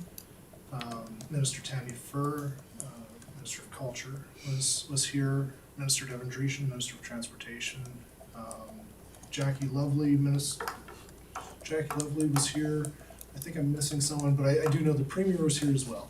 And had a really good turnout. Lots of folks from the region who were coming out and just expressing different aspects of the region and just making sure that folks within our government are aware of what transpires. Also coming up, I've chosen to open a satellite office this year, and it'll be downtown Whitecourt. That office opening will be this Friday from 1 until 3 for anyone who wishes to attend. So I'm not sure how aware folks are. I've in the past served as parliamentary secretary for small business and tourism. Under Premier Smith, I was appointed as parliamentary secretary for small business. And then following the election, Premier Smith appointed me as the parliamentary secretary for rural health. With that, life's been busy. I've had a bit of time to travel to a few parts of the province to have discussions with communities. A number of communities and stakeholders coming into Edmonton or even out to West Yellowhead to have conversations. And while it takes up a lot of time, it doesn't, like, basically I want to make sure that any concerns that folks have at this table on behalf of their constituents, my door is open. And please feel free to set up a meeting to talk about rural health specifically, and again, relay the concerns of your constituents to me directly, if you choose. Sorry, Councillor Prestige? Through the chair to Mr. Long, what does a parliamentary secretary, what is their role? So basically, I'm assigned to Minister LaGrange on basically all matters around rural health. I'll take meetings and then I'll provide feedback from those meetings to the minister directly. Basically, it's I'm gonna say it puts a lot more on a person's plate, but also gives people that direct link to a minister's office, if you will. If that's fair. Thank you. I'll just touch on a couple other things before I turn time over to Emily Van Dijken. Crime is still an issue that we hear about on a regular basis in our rural communities, and there have been a number of initiatives that have been started over the last few years. Some of them around selling of scrap metal and trying to sort of make that a more difficult process for people who are taking in far too much scrap for the everyday folk, if you will. The reality is there's some problems around issues of crime that are out of the province's control. And over the last number of months, Alberta has been standing alongside many provinces asking the federal government to bring about bail reform. That said, our province is still moving on initiatives that are within our control. Namely, changes to the bail practice protocol. We're providing guidance to prosecutors to prioritize public safety at bail hearings and ensure that our justices know that that is a priority of the province. That especially where people are committing violent crime, that has to be taken into account. And so another one, the triage practice protocol, that is being terminated. So we're better able to address violent crimes and also ensure that all viable charges are prosecuted rather than simply picking and choosing out of the list. And then additionally, we're hiring 16 additional pre-charge assessment Crown prosecutors. And since 2017, actually have hired 50 new trial prosecutor positions in the province. So that's just the one aspect I wanted to touch on. And then another one, I've received a bit of feedback so far, and I believe Emily Van Dijken will speak a little further to this, but this is our first time sitting with you folks since the election, so it is good to be back in here and have the ability to meet with you folks from this position. And there were a number of things that were part of our election platform this time. Currently, one of those things that was part of our election platform was to, when our report by LifeWorks was complete on the Canada Pension Plan, we had promised in our election platform to provide that to Albertans, provide that information to folks, and then basically allow Albertans the ability to decide via referendum how they want to proceed, if it's part of the Canada Pension Plan or if they wanted to go an alternative route. So I actually really enjoy the conversations around that. The reality is, a number of folks I know are trying to start their own narrative, but like I've said to folks, heaven forbid we not maintain our election promises, which was simply, when the report's complete, provide that information to Albertans and allow them to decide. So that's where I'll leave off and pass the floor over to MLA Van Dijken. But thanks again for having us here today. Okay, good. Thank you, MLA Long. And thank you for having us. First time meeting post-election, so essentially coming on the heels of an election with a new government and promises made to Albertans that we believe are in the best interests of all Albertans, and the platform commitments that we've made. We will do our utmost to continue to fulfill those commitments.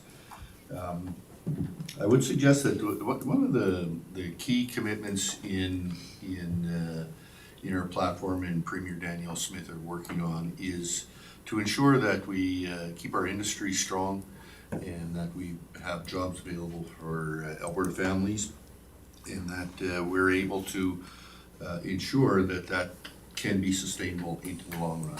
Sometimes that entails having to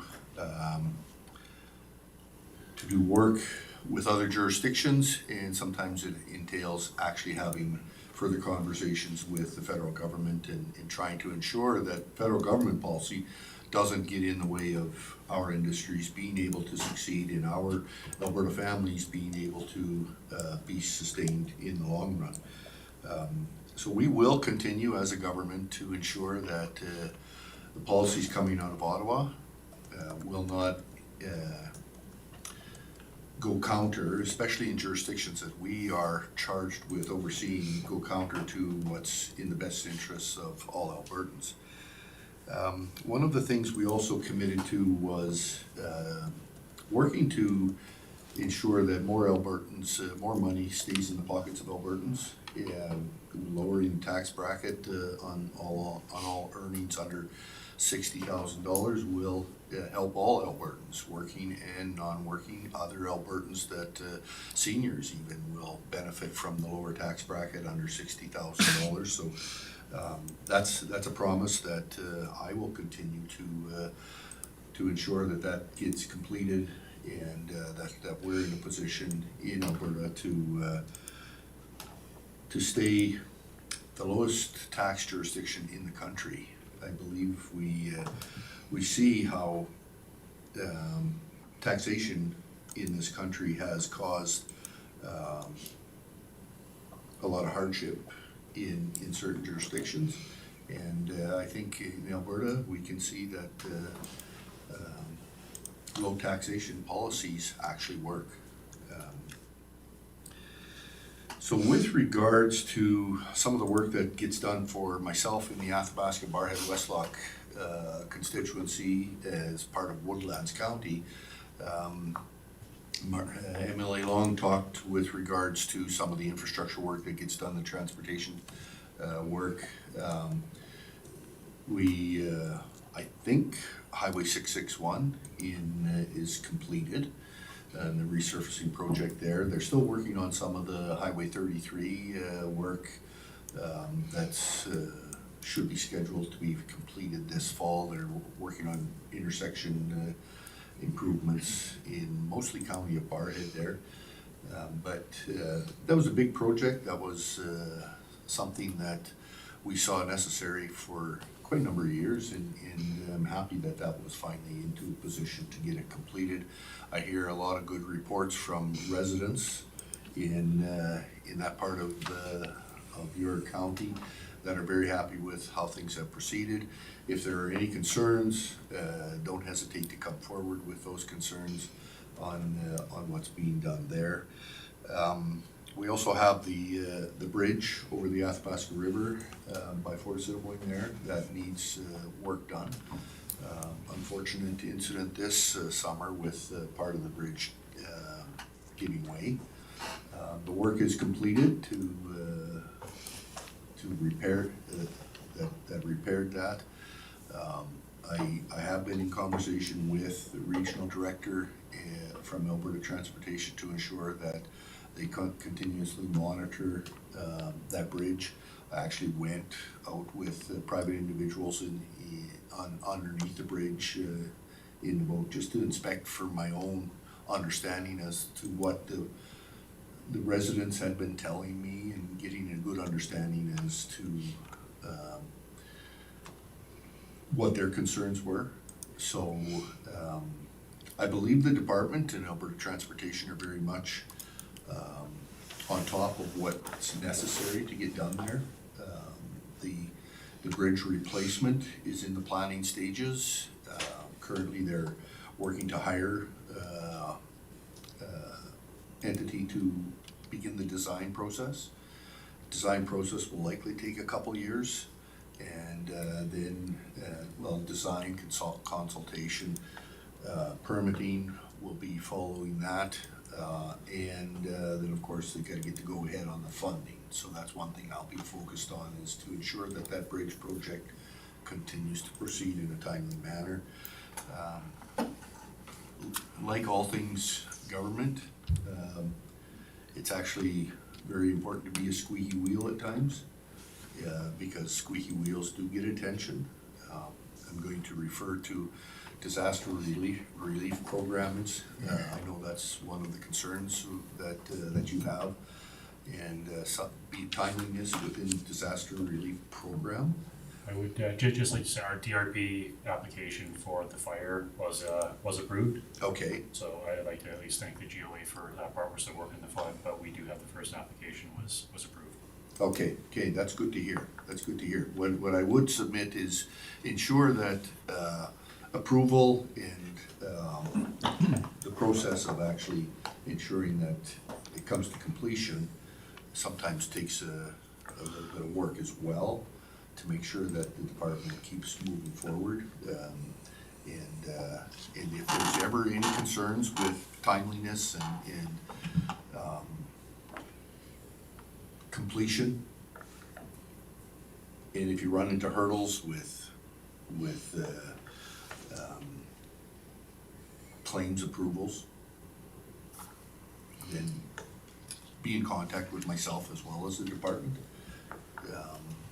I know I had it with DRP, incidents on a flooding issue, that it took several years to get to a point, and a lot of it was just bureaucratic changeover of case file workers.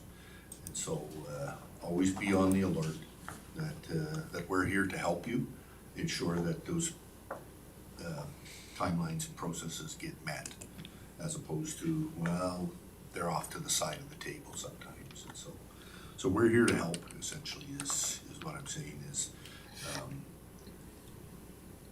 I don't look at any time that yourselves come to us with a concern on whether or not things are moving forward, that it's up to us to actually, touch base and make sure that things are happening.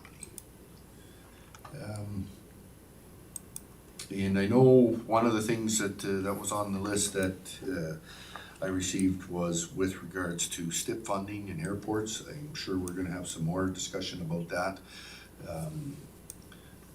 Myself, I have been in meetings with Transportation Minister Dijken, working on trying to ensure that adequate STIP funding is in place. A lot of my counties that I work with, I work with 9 different counties, are finding that they're getting into a position where they're actually closing roads because they're not able to keep up with the deterioration.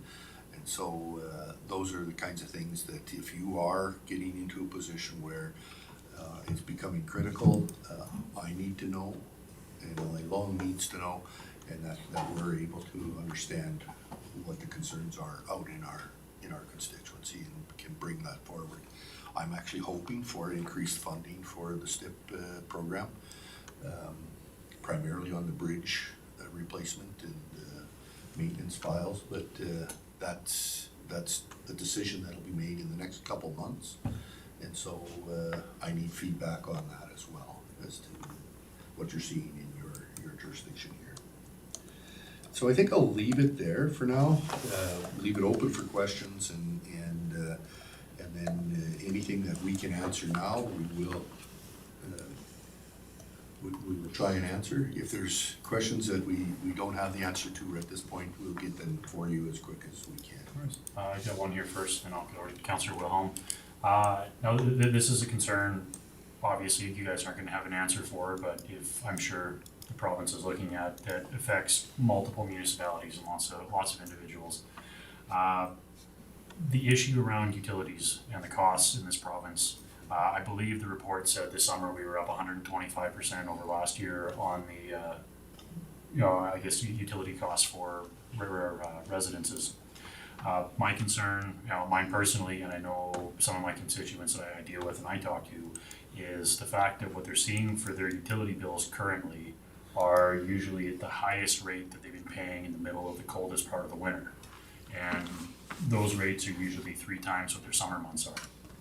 So if we're already seeing, realistically record high utility prices in the summertime, there's a lot of individuals that I'm talking to that are concerned what that's gonna look like come January and February if, that trend of your utility rates, essentially bills tripling by the time you get the winter and coming back down. I know a lot of individuals that, that they're trying to figure out how they're gonna afford that. Mm-hmm. And I'm just wondering, I'm assuming this is on the government's radar or something you guys are looking at, but just wondering if you have any information or. Okay, sure. First and foremost, yes, it's on our radar. I think that it was very widely publicized, the recent pause, on renewable projects. Basically to allow for the Utilities Commission to actually have more time to evaluate not only the projects themselves, but the long-term impact.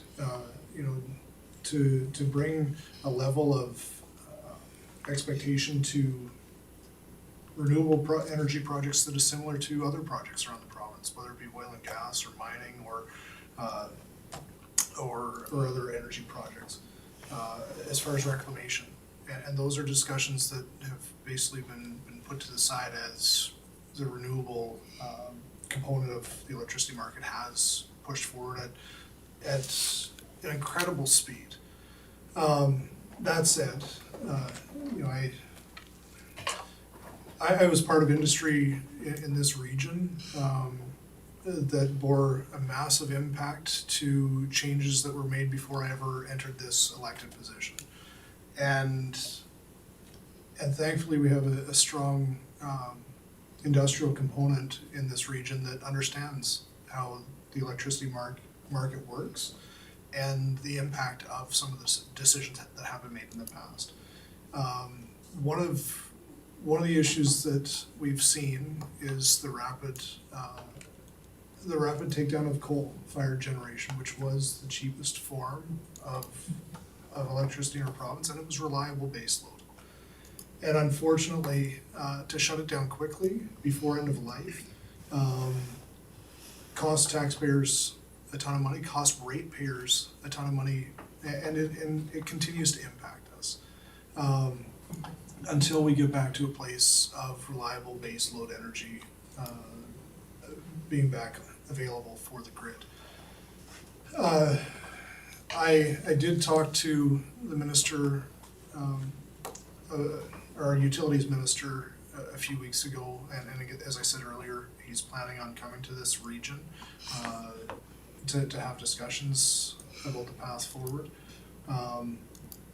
I will say that he has surrounded himself with some great staff, competent staff, and I'm more optimistic now than I have been in the last probably 8 or 9 years around our electricity market moving forward. that said, we're still not out of the woods on some of these prices. There will be an additional, I believe it's 900 megawatts of baseload energy coming on the grid. Latest update I had on that would be December or January. So December of 2023 or January of 2024. That's the Cascade power plant that's going on. There will be 2 other projects coming online. I don't have a date on those at this point, but they will be retrofits on the coal-fired plants that were taken down to natural gas. Emily Van Dijken might have a better idea on that timeline. I don't. I will say, our Minister of Environment, our Minister of Utilities, and our Premier have been very outspoken on this for good reason. We've seen them make headlines across the country about the issues around a net zero target by the federal government by 2035 and the impacts that would have. And guys, like, I pay an electricity bill similar to everyone in this room. The impact on what's already transpired based on ideology for our electricity market in Alberta is nothing compared to what it will be if the federal government imposes what they're proposing. So the fact that our Premier and our ministers are standing up and speaking out and trying to make the rest of the country aware of this impact, it's detrimental right now. So again, like, will we see relief coming? Yes, we will. So short story long, yes, we will. It might not be for a number of months still, unfortunately. But part of my conversations with the utilities minister are also around if there are any avenues, any levers we can pull to provide that short-term relief. I don't have an answer on that at this point. Councillor Wilhelm. I have a couple questions. They should be fairly quick though. I believe, first question to Councillor, MLA Long, Councillor Long. On Monday, I believe Minister LaGrange came up with you, and did you guys tour the Watercourse Hospital? Following with that, I believe that you fought for some funding in the GOA budget for our region for the hospital. Do we know where that money is going to be spent or how it's going to be spent yet? So, actually, yeah. We were very fortunate to, Whitecourt's healthcare facility is one of 6 facilities in the province that's actually getting $3 million for planning. What that means is they have up to 3 years to come back with basically the service model for this area, and what sort of a facility Whitecourt needs for that. Part of the budget documents around it indicate either a new or renovated facility. Inevitably, that will come out of the plan itself. And Whitecourt was, as I say, one of 6 facilities. The Stollery was one. North Calgary Airdrie was another, Bassano was another, and I can't remember the other 2 off the top of my head. But it's been a long time coming. It really has been, and I anxiously await what that planning report says. I've had feedback from other communities and including the folks at the Stollery who are very pleased to be on that list, because that puts them on the list finally for facility enhancements.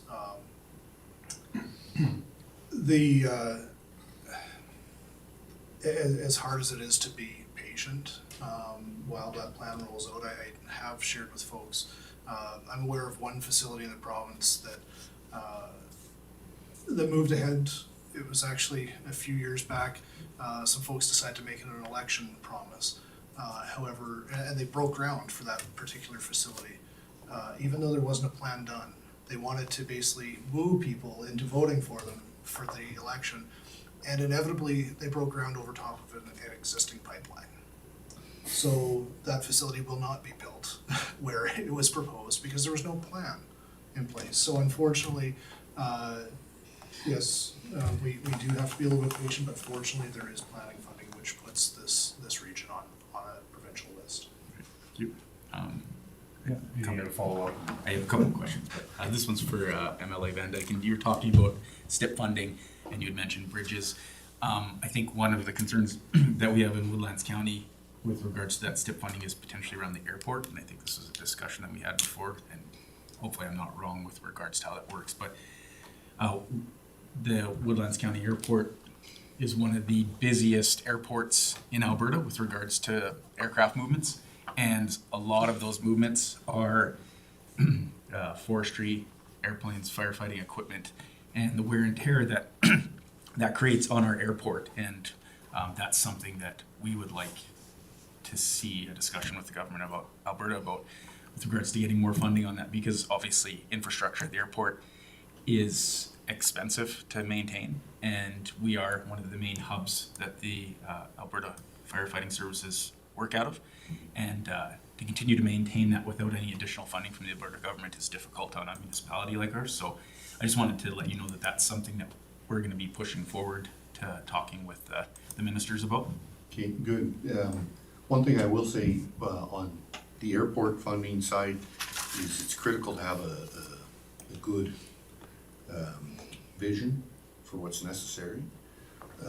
If it's just maintenance side of things, that can get in the queue with normal application process.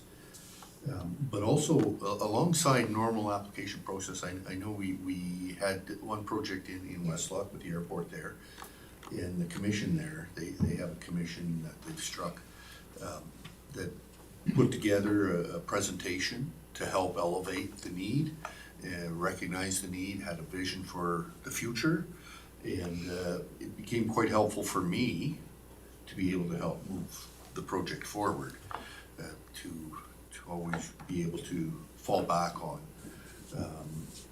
what the potential was. So if there's the ability to have something in place to help us sell the project, like I'm not exactly sure exactly what the needs are. I know we've talked about it in the past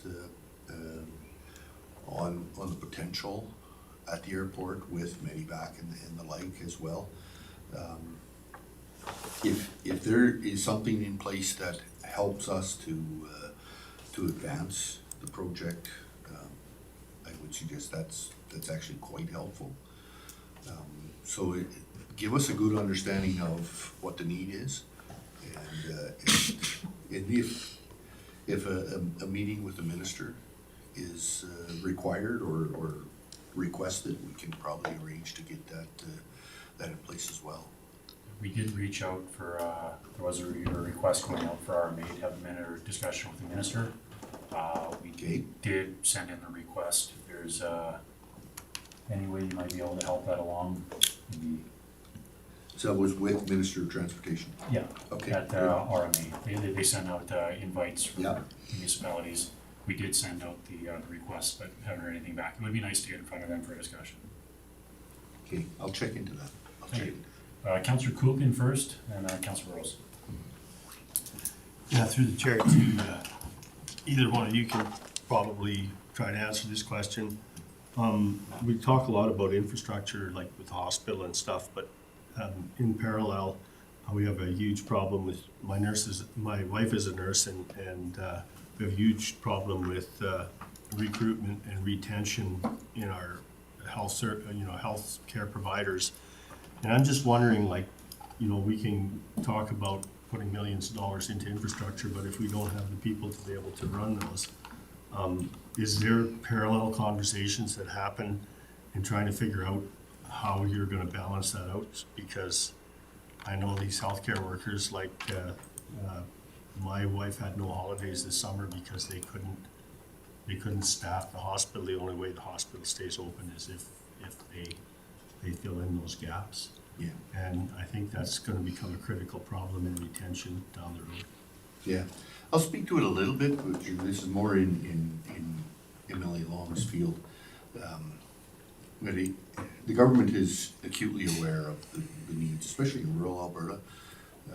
We do have nurses coming into northern Alberta, northern rural Alberta, international nurses. I think there's 70 that will primarily be coming into central and north Alberta in the next while. They've been, the announcement was this week that they've been approved and ready to go. I have a meeting with our regional director of hospitals next week Friday to get more understanding of where they're gonna land up. It's been on the radar for a long time, but the retention of nursing by anyone within the medical field has been very competitive. It's been very competitive right across North America, but through all jurisdictions in the developed world. So international nurses are part of the solution.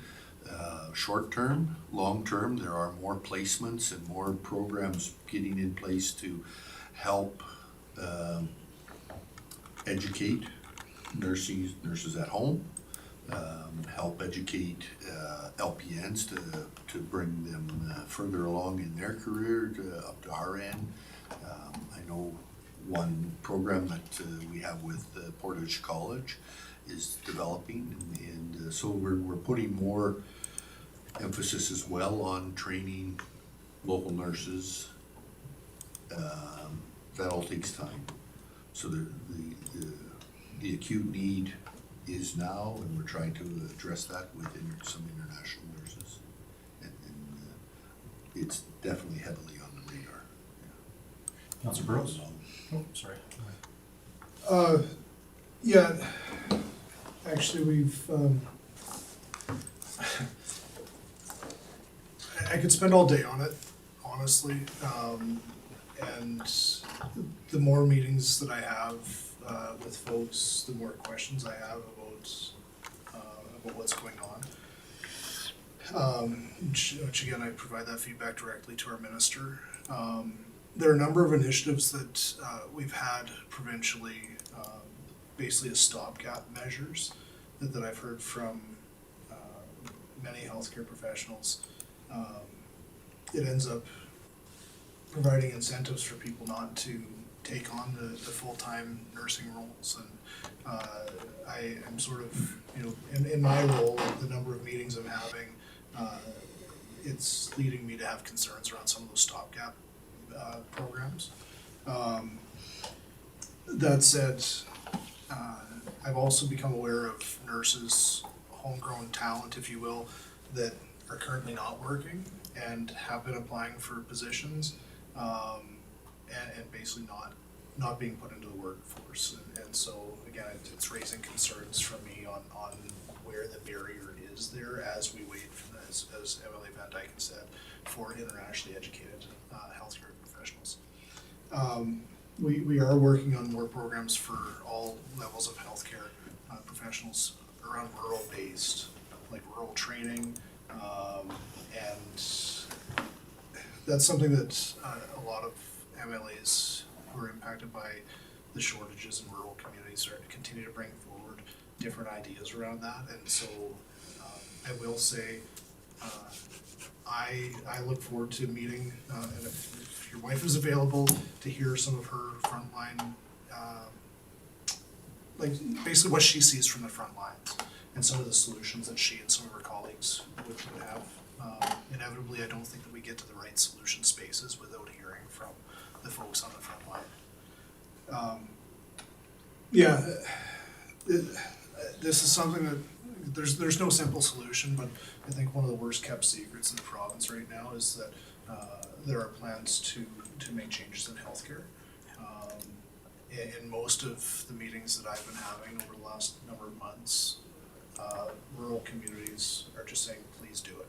Like, please bring changes. We need to stop seeing this trend of hospital closures, emergency room closures, and we need to have relief. So again, I can't get ahead of those announcements, but I do anticipate, much like the rest of the province, that we will see some changes brought forward on the healthcare front.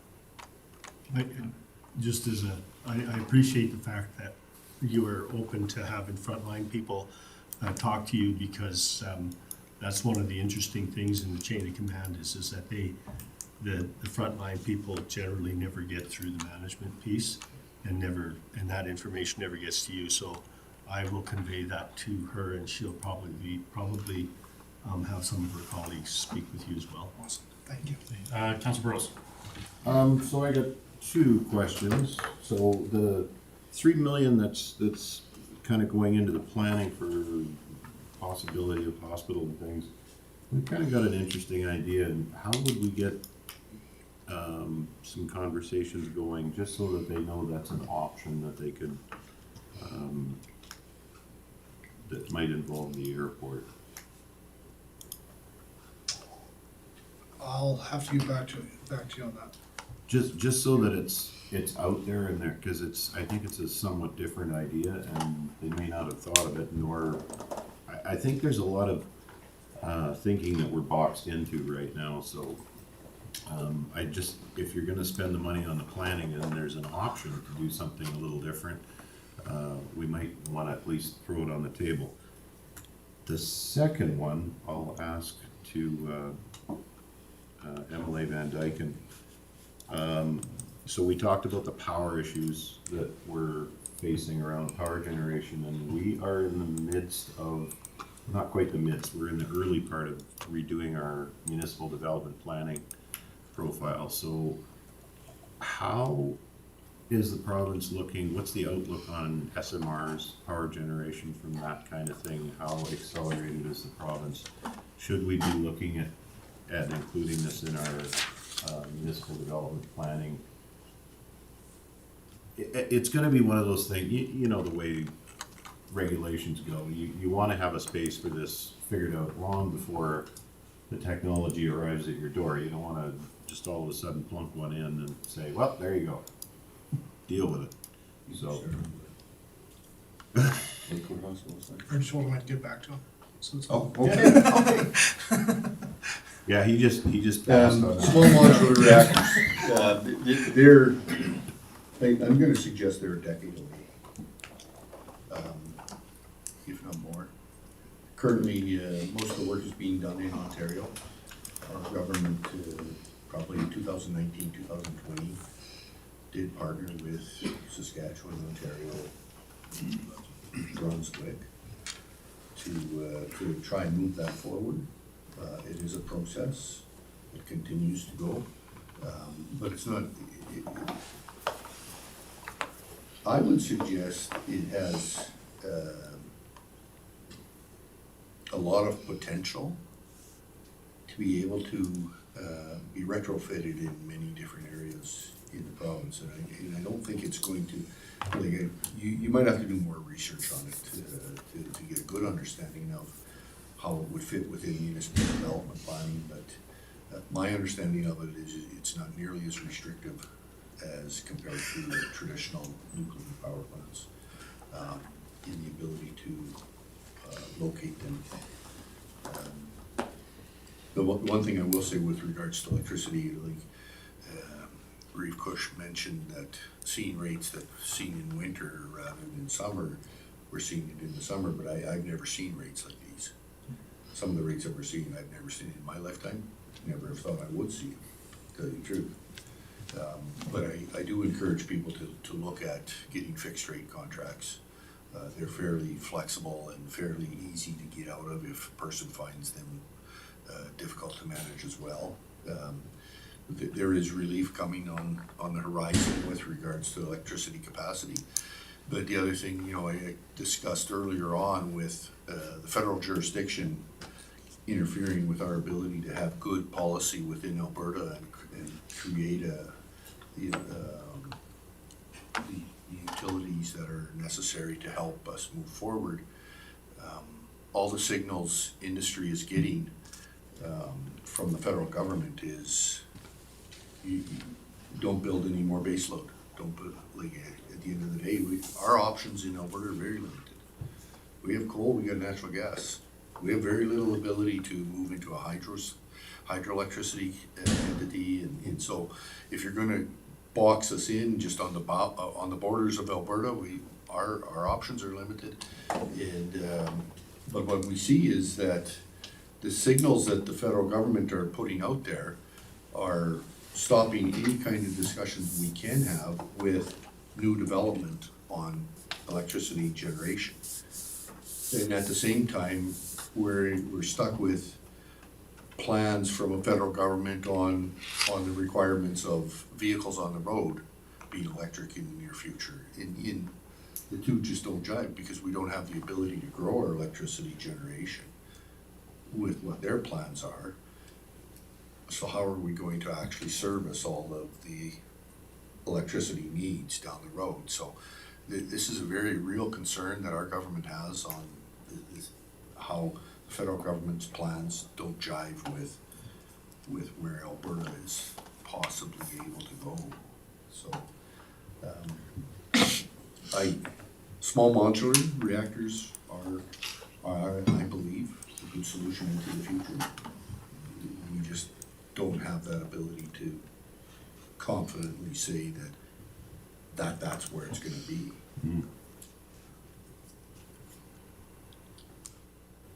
Counselor Dean, just checking, you have anything you'd like to bring up? Thanks, Reeve Kush.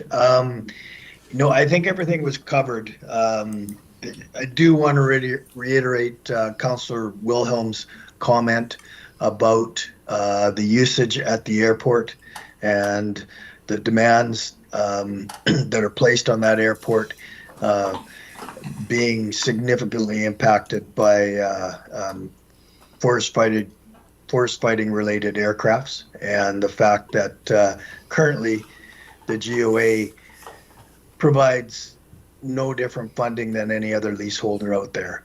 So regardless of the fact that that's a strategic asset in fighting fires in northern Alberta, we receive no funding to keep that airport operational to provide that strategic asset. Any other discussion, questions? Councilor Prestige? Through the chair to MLA Van Dijken. This summer, you invited us to a luncheon with yourself and Premier Smith. I found that so enlightening to be able to hear her and ask questions in a smaller group and ask the question and be heard and answered was so good. Because most times we don't get that. And yourself and Premier Smith both answered my question. So it'd sure be nice if we could do more of that. I know everybody's busy in the government, but it is so important. Yeah, thank you for that. It was important for me when the Premier made it known that she would be able to attend an event in our riding. Then I piggybacked a little bit off of what I learned with regards to rural municipalities when we were going through, I forget what it was called, but it was essentially the lease rates on operations in the energy field. I don't remember what it was called, but then Minister Al, Tracy Allard, she asked if she could come meet with my municipalities, and we brought two representatives from municipalities right from Woodlands here all the way to the Saskatchewan border into Métis Crossing, and had a very constructive and it was very enlightening meeting for the minister. And so I kind of wanted to try and do that. I recognize, yeah, we're only able to have a limited amount of people around the table, but it is very, very useful in being able to build a relationship in those discussions. So I'm happy that it worked out for you. Limited time though. That's the only thing. It's under limited time. But the Premier is very much willing to listen Like, that's one thing that I've really noticed over the couple of years that I've been able to get, the year and a half, I guess, that I've been able to get an understanding of her method of operations, and a lot of it is around listening. She takes notes on a regular basis, just continually listening and digesting, and I'm very happy with her willingness to hear and have that information available for decisions that have to be made around the table. Right. I'll take one more quick question, and we'll, Just on that is, as council, we very seldom get to talk to the premier. We get, no disrespect, Martin, but legislative secretaries, and it's so nice to be able to direct a question to the top person. The premier's ability to actually get out there, and wow, she's gone to all corners of this province throughout this summer, made a big effort. It is a ton of work on her part. I give her credit for how much effort she's putting in to try and get a good handle on everything throughout this province. okay, with that, I know we do have a reservation here for lunch, and we're running short. If you got a quick one? Nope, I was just gonna make a motion Okay. to, unless, I see any final comments from our MLAs before we? I think just in closing, I want to thank you for the good working relationship we're able to have. And like I said earlier, is don't hesitate to call, don't hesitate to get in contact with us. It's our job to represent. We definitely appreciate you guys making the time to come out here today too. Thanks for having us, Councilor Burrows? with that, I'll make a motion that council accept Martin Long and then Dijken's delegation is with it. Okay, we have a motion on the floor. Any discussion on that motion? Seeing none, I'll call the question. All in favor? That's carried. A little bit longer here than planned, Al. I think we'll convene at 1:20. Give us time to get lunch and come back. So if you copy that, we'll recess to 1:20, Al. All right. We're going out for lunch? Yeah. Oh. That's where the staff were going to know. Oh, okay. So I want to make sure that we get there and have time. Okay. You better hustle, cause they gotta be in Yeah. that one. Are we clear, Nikita?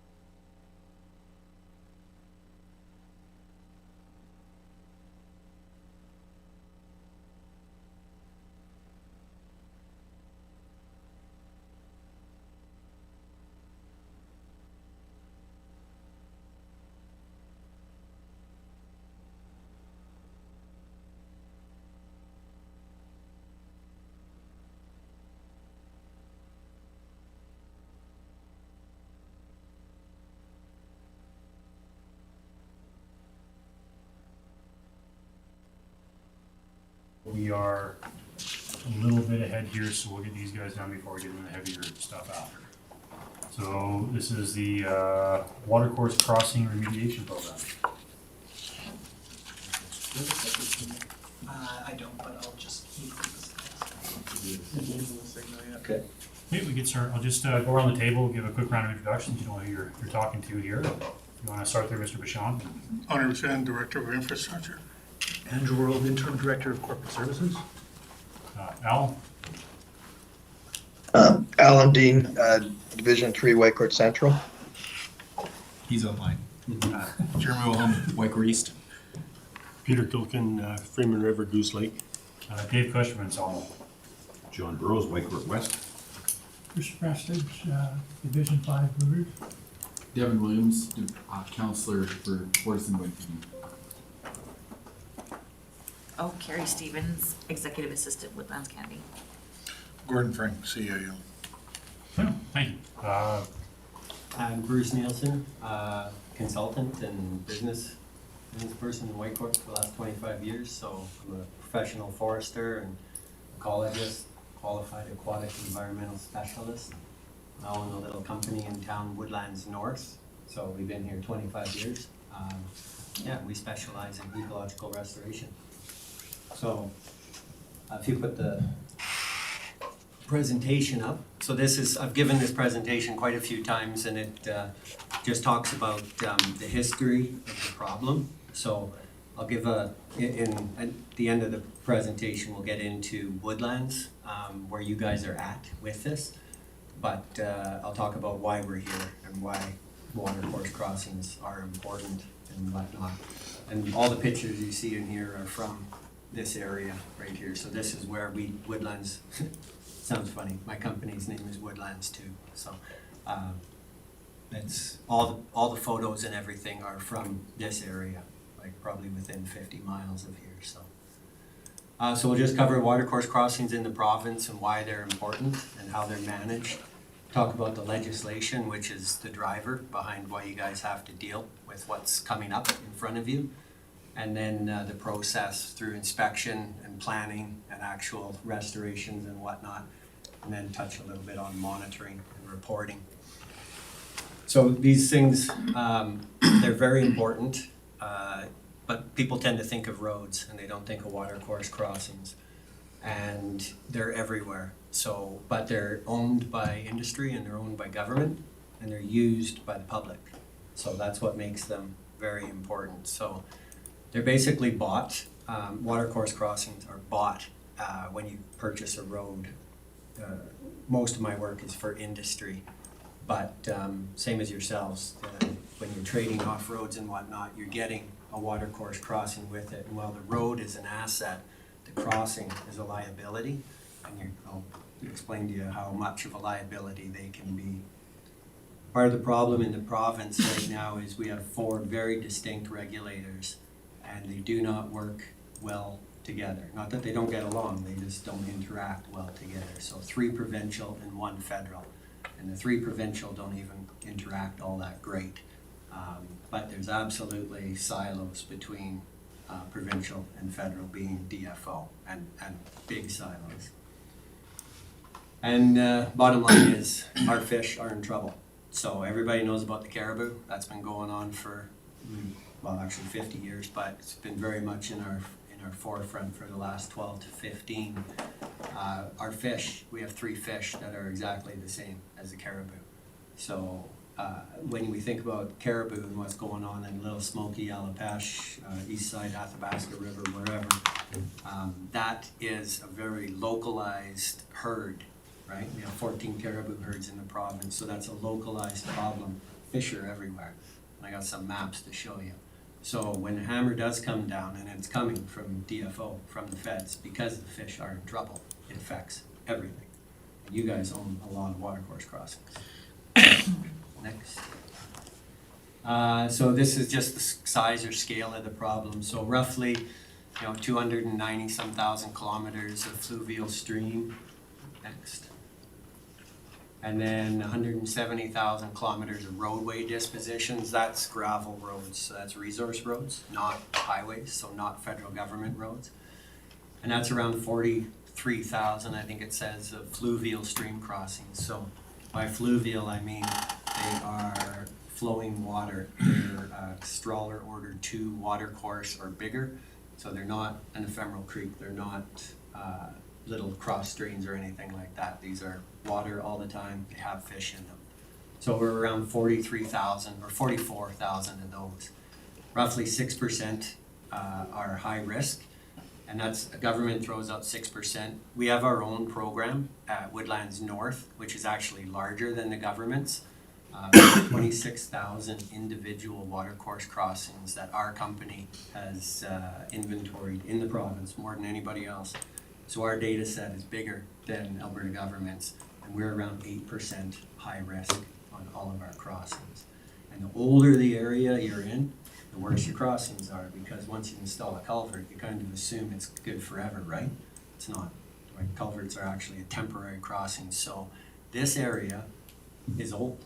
like really old, right? Carson, Judy Creek, that stuff's 50, 60 years old, and those crossings are in terrible condition. I live up on the mountain, and those crossings are in terrible condition. I got a trout stream in my backyard, but, so the older the area, and this is an old area, the higher the risk is, and you'll see your numbers coming up. But in the province, it's probably around, 22% of the total crossings are in trouble. So that's what's driving with the feds and the biologists. So why are they important? 3 things: fish habitat, water quality, and safety.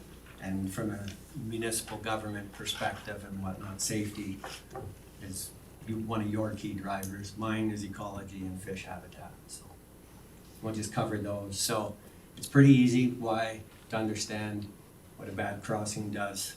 So this one is out in Carson Field, the one on the left. That's actually on the Freeman River. So the Freeman River goes through that little culvert. And the Freeman River is one of the province's top grayling. That's where they've captured grayling broodstock forever from. Like, it is a destination creek for grayling fishermen. And all the Freeman River goes through that one little pipe there. Versus something on the right, and that's what we're replacing crossings with nowadays. That's kind of a picture perfect, gorgeous example. That's out near Hinton.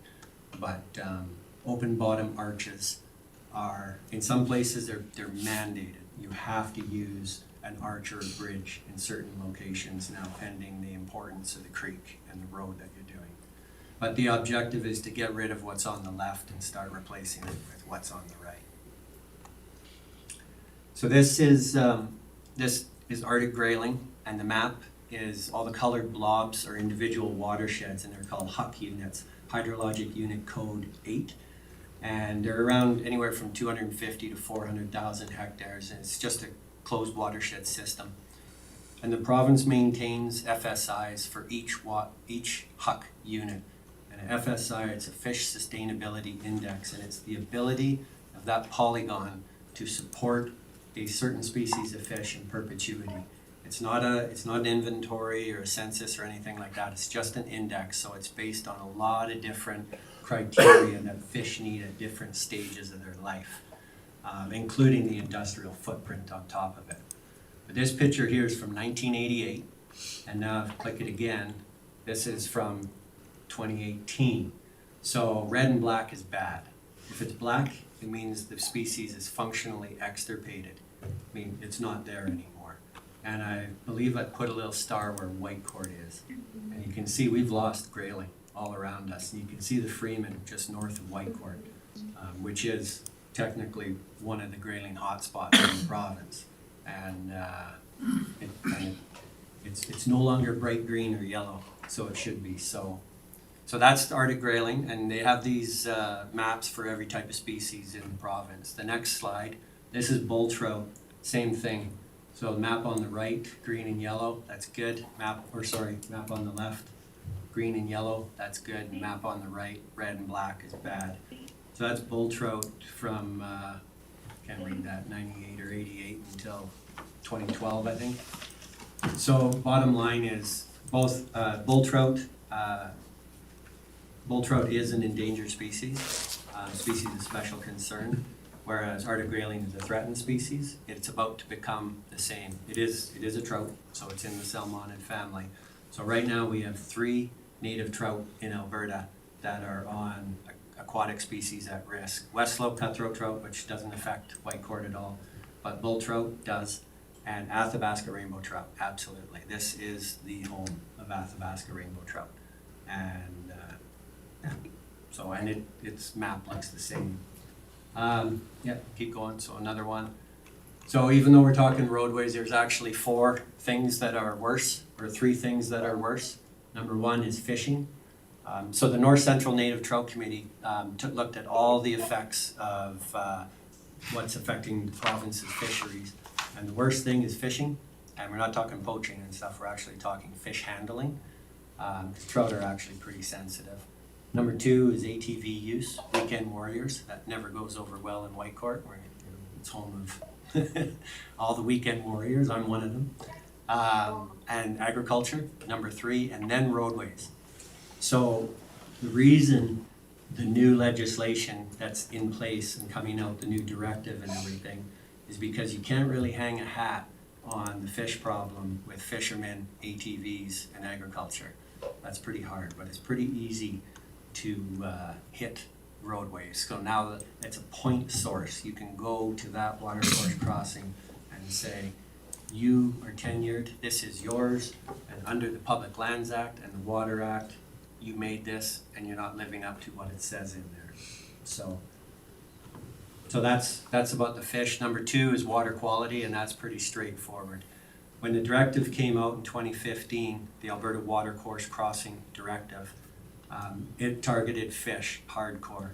And they're starting to back away from that now because people have kind of got the message that, you know, obviously fish can't get through something that looks like that. But the secondary effect of that is water quality, and that's erosion and sedimentation of fish habitat. And again, it comes down to our native trout species that are in these waters. So right now, trout are spawning right now. We're in the restricted activity period, and that's because the fish are out doing their thing. So any sedimentation that happens right now is extremely bad because it takes next to nothing, like less than a millimeter of silt covering eggs, and it'll kill them. So, well, they pushed fish and fish passage for a long time. Now it's about water quality. So erosion and sedimentation, which comes down to maintenance. And like as a county and a roadway owner and stuff like that, it's a crossing maintenance program. And then safety. Well, that photo's not from here, but I have one like it from Woodlands County. That one's from Martin River and Slave. Yeah, it is amazing the amount of lousy crossings that are out there, and we take for granted. We just blast over culverts and bridges, and I do it all day long. Everybody does it on the bush roads, right?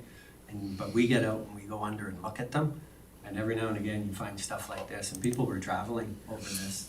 This is on Parks Road on the way up to Martin Mountain Lookout, and public was going up there, and when we encountered this and helped shut it down. So by inventory and counting and understanding the problem, you're managing your risk. But it's also, you're managing your fixes as well. And again, I work a ton for industry, and the regulatory driver pushing them is compliance. But if you talk to the board of directors and that kind of stuff in any company, they want to control their money, right? They want to control their spend. And if you know where your biggest problems are, you know when and how to schedule it for fixing. Because if the government comes along and finds that and says, fix it, you got 30 days, right? And that can be $250,000, doesn't matter, 30 days. So being in the program buys you, and being in the Alberta Watercourse Crossing Program, which is AEP, being in that buys you not any leniency or anything like that, but it allows you to plan, and they work with you a lot more than coming along and saying, fix this yesterday. So it's kind of, in a way the government, actually they are, it's kind of a heavy-handed approach. You're being voluntold to get in this program, otherwise they'll just go find something wrong with your crossings, and they do, and it works. So, and it's being driven by the fish, so this is the fun part. Regulatory and legislation. So there's a lot of new stuff out with the legislation and whatnot. The biggest one is, so we got Fisheries Act, Public Lands Act, Water Act.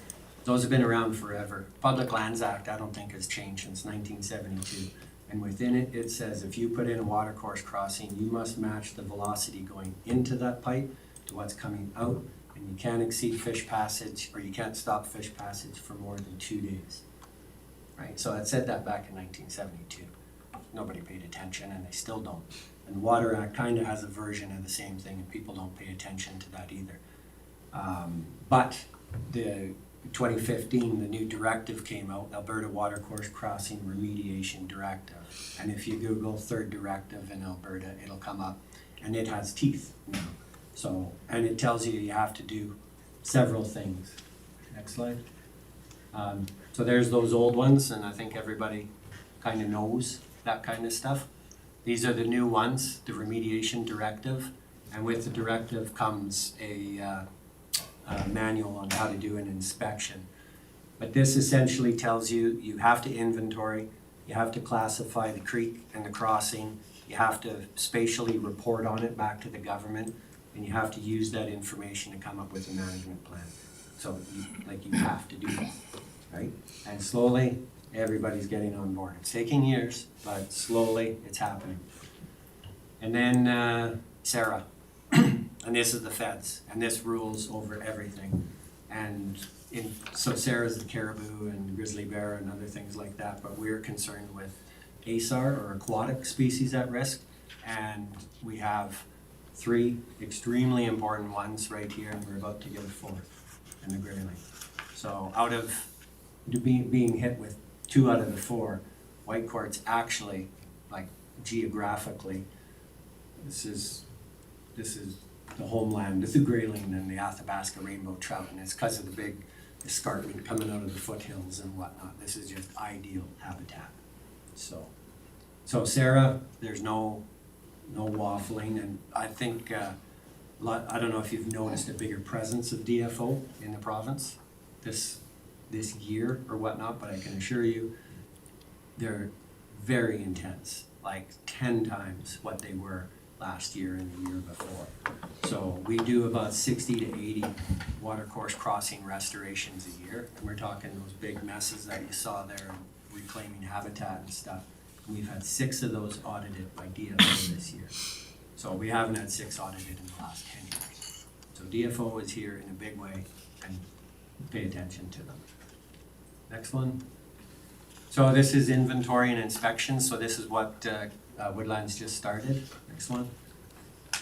Basically, you have to go out and you have to count every creek. And technically, the directive says you have to count every creek every year, which is crazy. Nobody does that because it's crazy. But you have to do an inventory and rank everything, assess it, and report on it back to the government, which will be handing your data over to the government soon. Next one. So this is Woodlands County here, and I can't see these anymore, but you're about roughly half done your inventory. Oh, look at that. I still can't see it. My eyeballs are old. The main number in there is your high-risk crossings. You got 33 serious concern crossings, and you're 42% done your inventory. So those high-risk crossings mean they need to be replaced in order to be compliant, meaning they're high risk, they're a barrier to fish passage, and most likely they are just undersized. They're, right, 1,000 mil culverts were on sale 20 years ago. People bought lots of them and they put them in big creeks. There's a lot of regulatory things that have changed in the last 2 or 3 years with the code of practice for watercourse crossings. A little while ago, they had any creek or any crossing less than 2,000 millimeters doesn't need to be engineered, and any crossing less than 1,000 millimeters doesn't need to be permitted. So you can imagine what people did for a long time is they put in 2,000 mil pipes and 1,000 mil pipes, so they shove these undersized crossings into these creeks, and they don't work. And what happens, why all those pictures that we see show water pouring out of a culvert, when you put a culvert onto a creek, the creek is flowing, it's a dynamic thing that moves left to right, up and down, that kind of stuff. When you force it through a drinking straw on a roadway, it speeds up the velocity of the water going in, kicks it out faster at the other end. So the area upstream becomes an area of deposition. And we've all seen those roadways flooded where it goes right up to the road and over top. And that's just depositing layers upon layers of important sediment that should be washing downstream. But it's forcing it out the back end like a drinking straw and eroding that away. So now you have that area of deposition where you get buried and beaver dams and all that stuff, and that area of extreme erosion. So this is the result of, what we were doing 20, 30 years ago. We thought we knew what we were doing because those were the best management practices. and the regulations allowed us to do that. So those regulations have changed. So, next one. This is what your actual dashboard looks like. So those are your watercourse crossings, and if you click on one of the dots, that's a printout you will get from one of your watercourse crossings. Shows you pictures and data that you need to make important decisions about them. And then the next one, one more. Okay, this is theoretical watershed planning. So picture that as your whole county. You hit the next slide, you just go through them. So those are all individual watersheds, and the idea is to get connectivity back.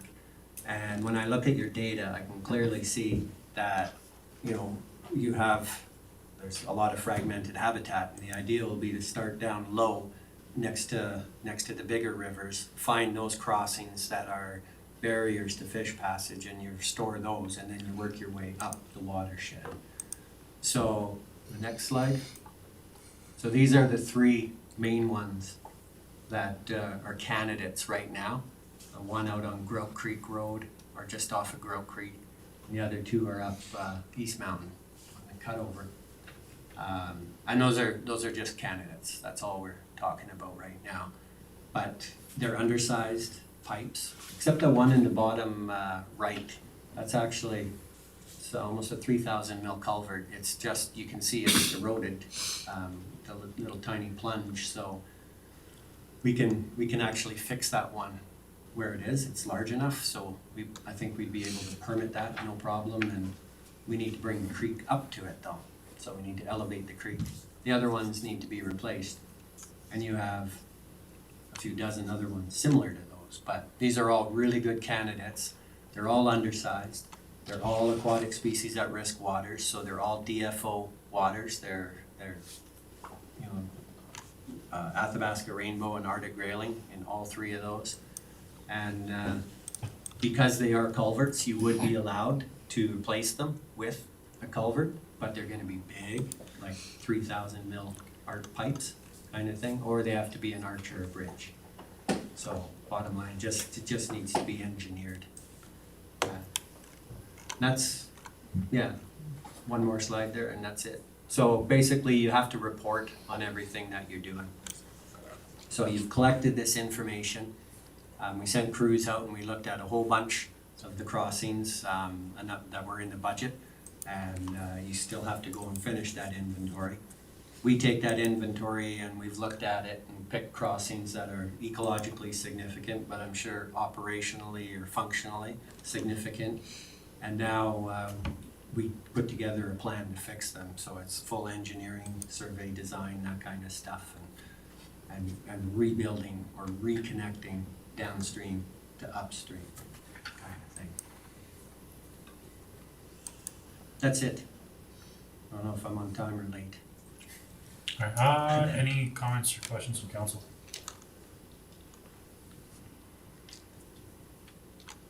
Nope, not seeing any. I do know that we had this discussion, especially with the new regulations coming down on what we have to do with some of our road tour.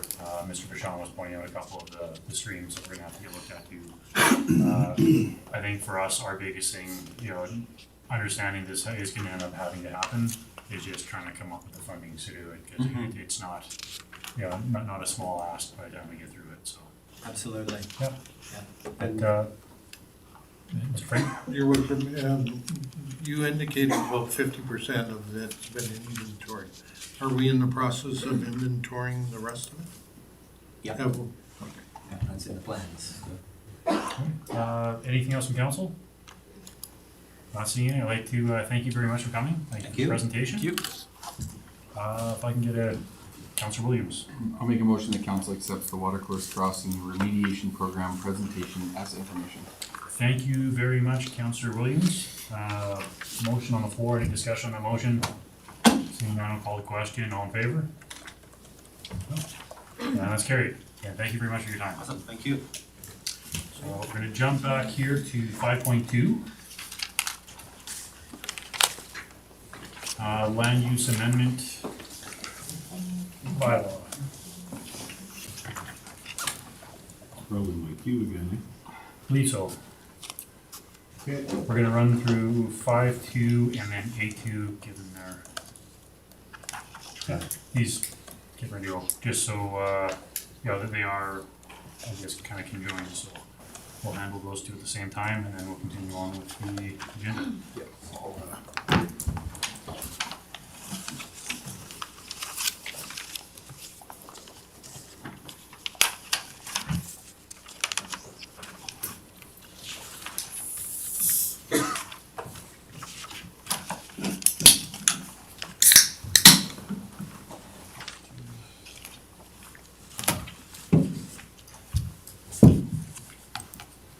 Okay, we are good to go. 5.2.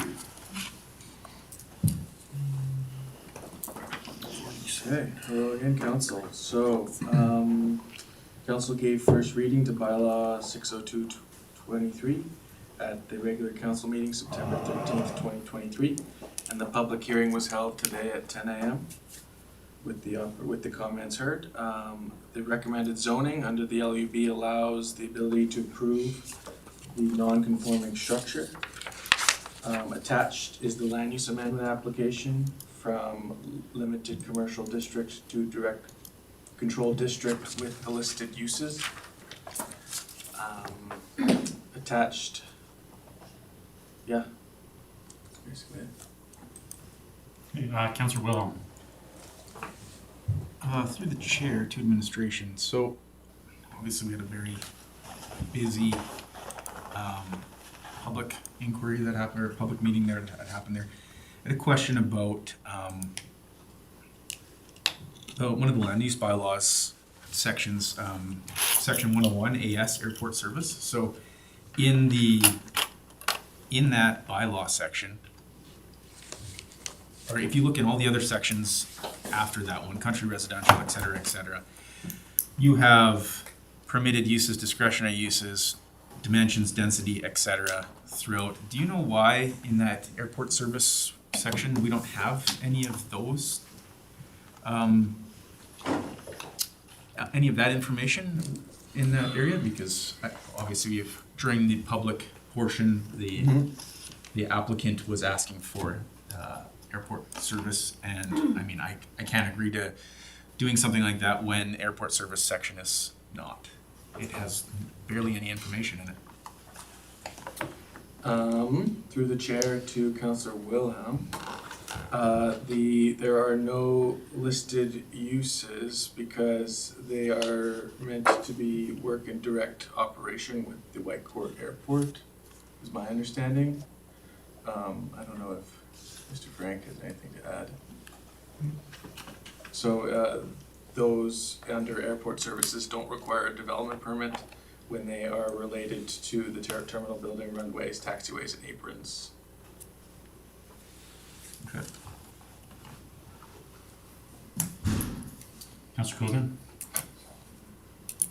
Yeah, I've actually compiled a lot of information and did a lot of studying on this whole thing, and it goes back to the land use and planning that municipalities should be doing. And when I look at all of the history of this particular situation, is because there is really no concrete, solid, good planning that's been done out at the airport. And I can relate that, for example, to the difference with the area structure plan that is in Pride Valley, where there's very specific and very designated areas and use and how they have to comply to that use. In this situation, it's more complex. We have a situation where we've got aircraft that are landing, taking off, being serviced, and I don't see us having a plan that's in alignment with the Canadian Aeronautics, Canadian Aviation Regulations, or the AP 312 documents. And so when I look at this from a land use perspective, I have a real difficulty making a good decision on this particular thing because I don't see it fitting into a plan. And the airport master plan has nothing in it that would indicate that we've actually got a designated plan that would, in the future, take care of our certification. It doesn't tell us anything about the helicopter and fixed wing relationship out there, if it's safe. In fact, the airport master plan just indicates that good airmanship should take care of that. And for what it's worth, as a counselor that has to make a decision on something that has this much impact on what our exposure is to liability if we don't have a lot of those planning issues in place. And also with the fact that we now have a whole pile of information now that I haven't had an opportunity to go through. At this point in time, I'm not willing to risk making a bad decision and support this until I have more information. Councillor Wilhelm? So just following up on my previous question of administration, I read through the majority of the land use categories and could not find one that fits a specific situation, and unless we utilize direct control. That's the reason why we have a direct control. It's because for one-off situations, we want to use it as little as possible, but we've got a currently built building that doesn't fit into the requirements of any of the other designations for land use. So direct control, unfortunately, is the one that makes the most sense in this application. If we want Mr. Bull and his company to continue moving forward with his business, and he wants the municipality to move forward with the business that's going on here, we need to have a solution for this today. So that being said, I do believe that a review of the land use bylaws, especially with regards to how the airport is operated, we might as a council need to put a little bit of elbow grease into this and help. We had multiple users out at the airport say that these aren't working for us. I heard them loud and clear. But we need to solve this problem specifically right now. And direct control solves that problem specifically right now. It gets Mr. Bull and his property moving forward from this direction. They want AS, or whatever they call it, airport service. Unfortunately, there's not enough information under airport service, and nor do I think it applies to this situation.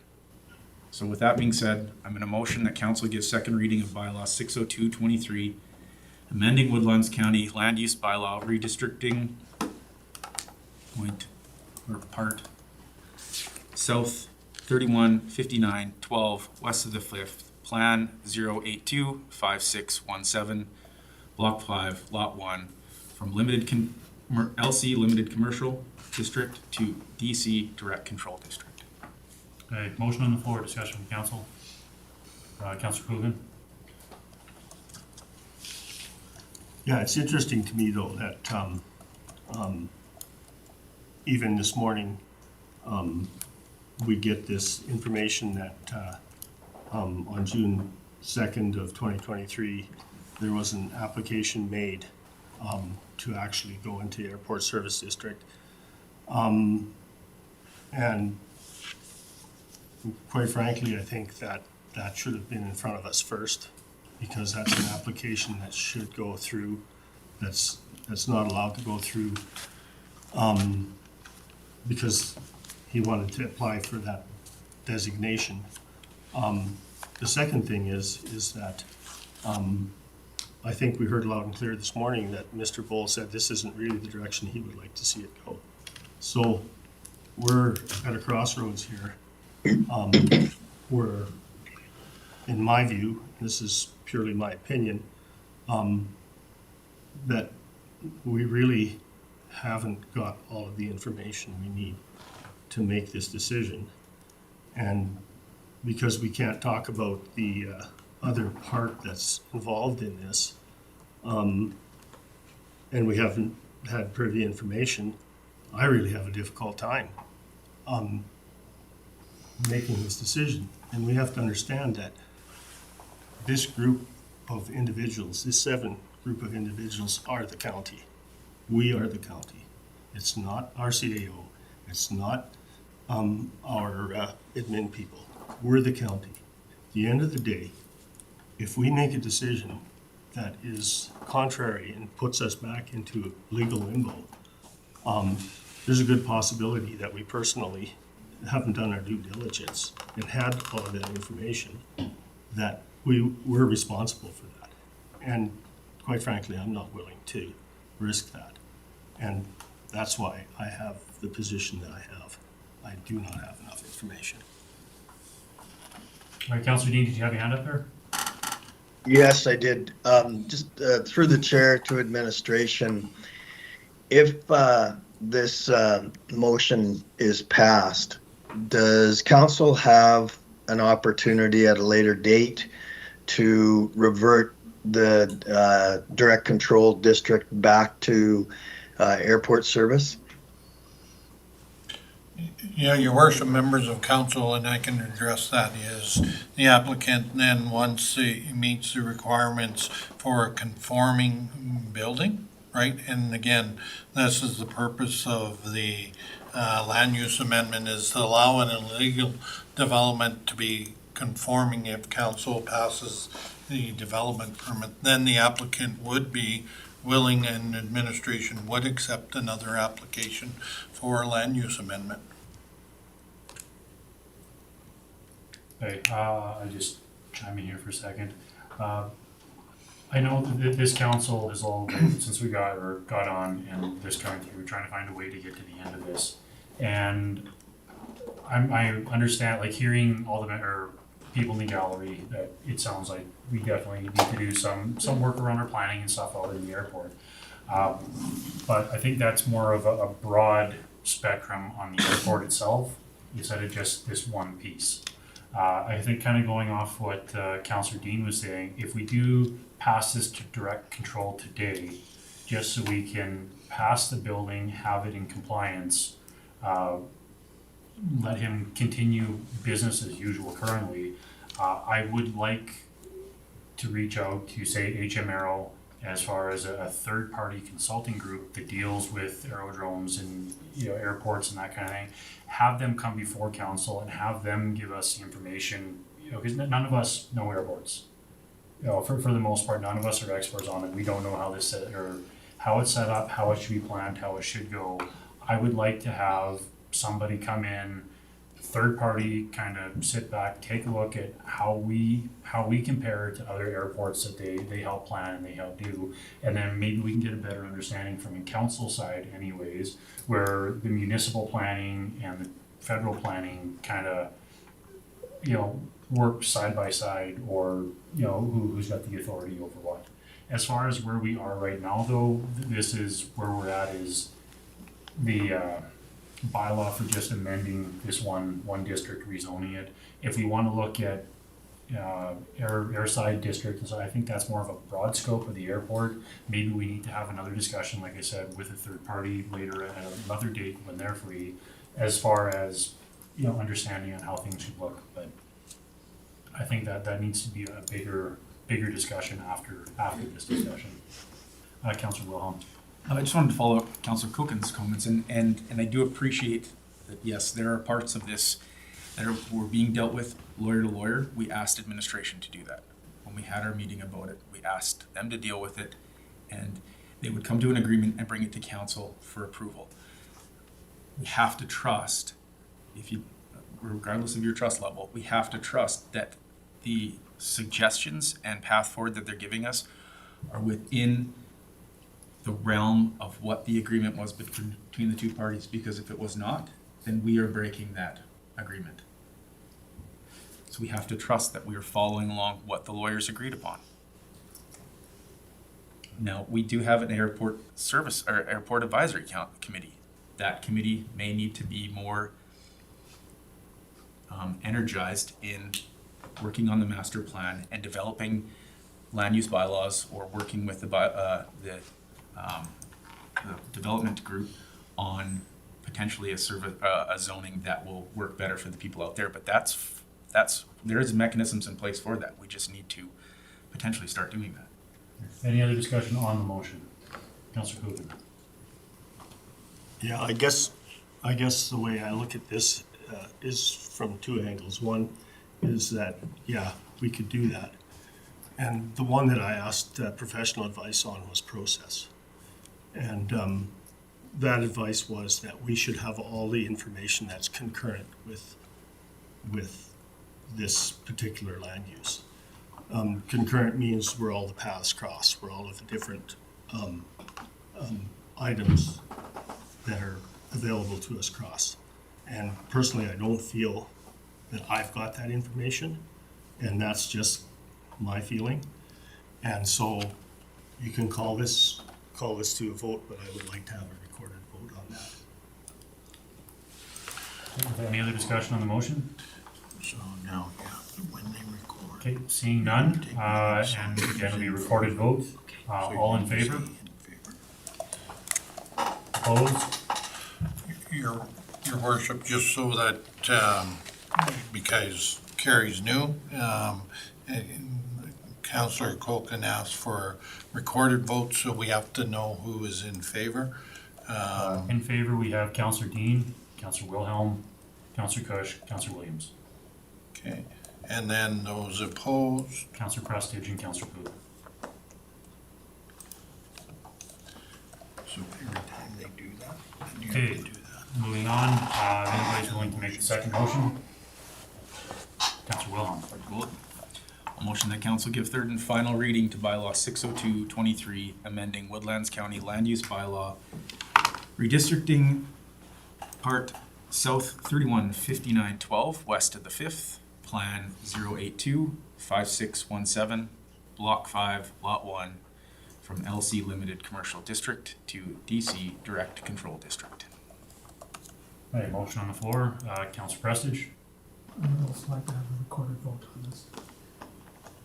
Okay, So you note him doing it as well. okay, any other discussion on the motion? Seeing none, I'll call the question, all in favor?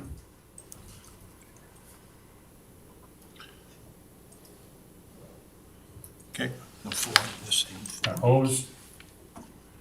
And that one's carried. Before we get on to the next one, I would like to also make a motion that administration reach out to HMRO and have them come and give a presentation to council on, I guess, how will we put it?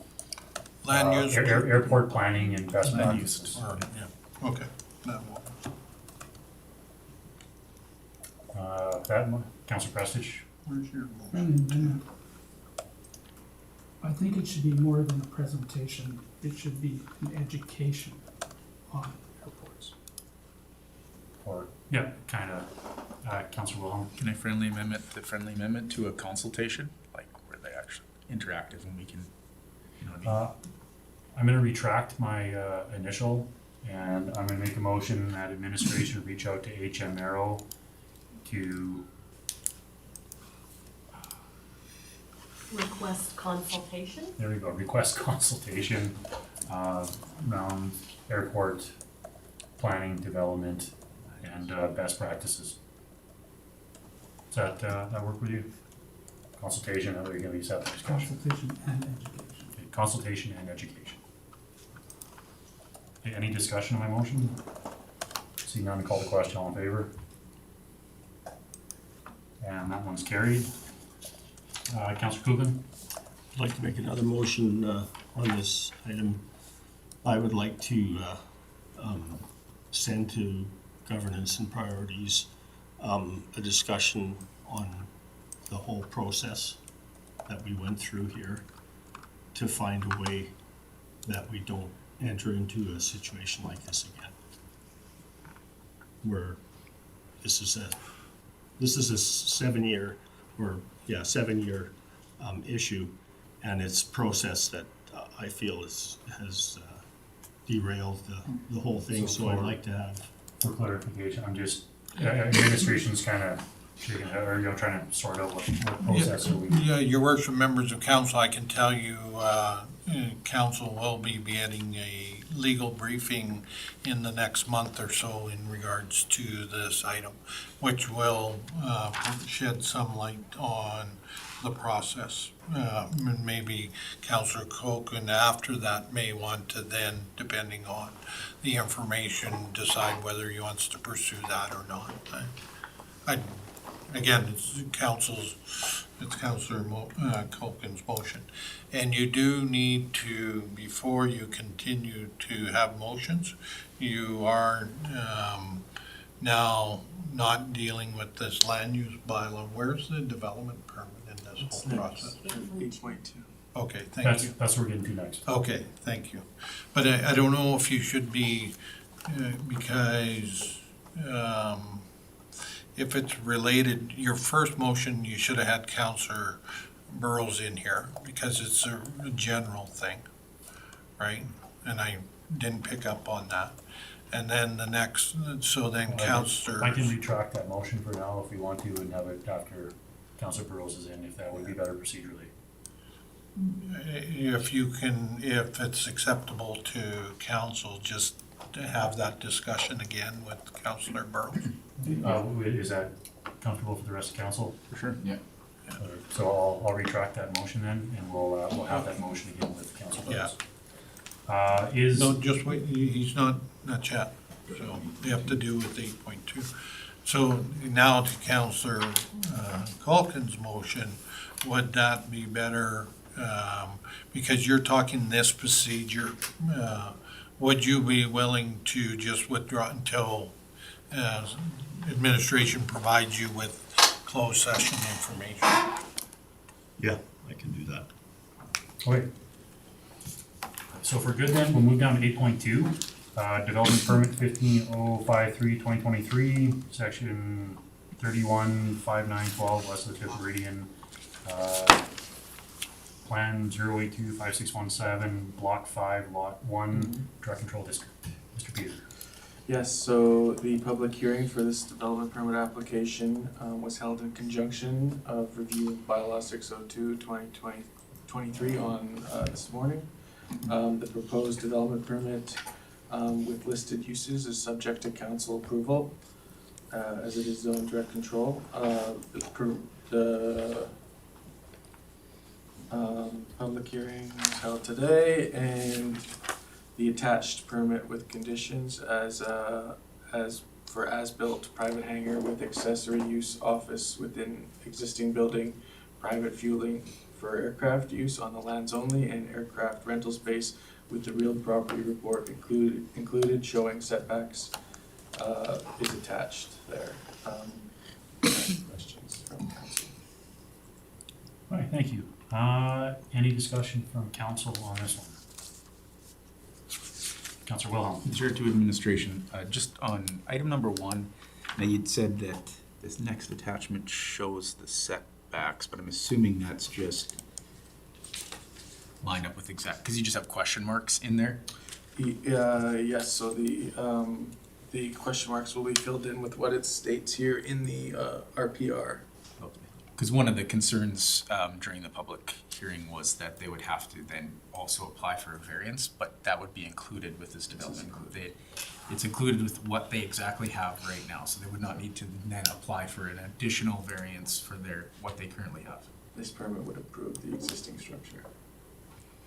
If council accepts the RPR as the variance setback. Okay. Just a quick question, another comment that came out of the discussion was, we're passing this as an as-built private hangar accessory building. If he was to do, let's say like the Callback for kids events or stuff like that to come up, is that something where he's gonna have to continue to apply for a permit every time he holds an event?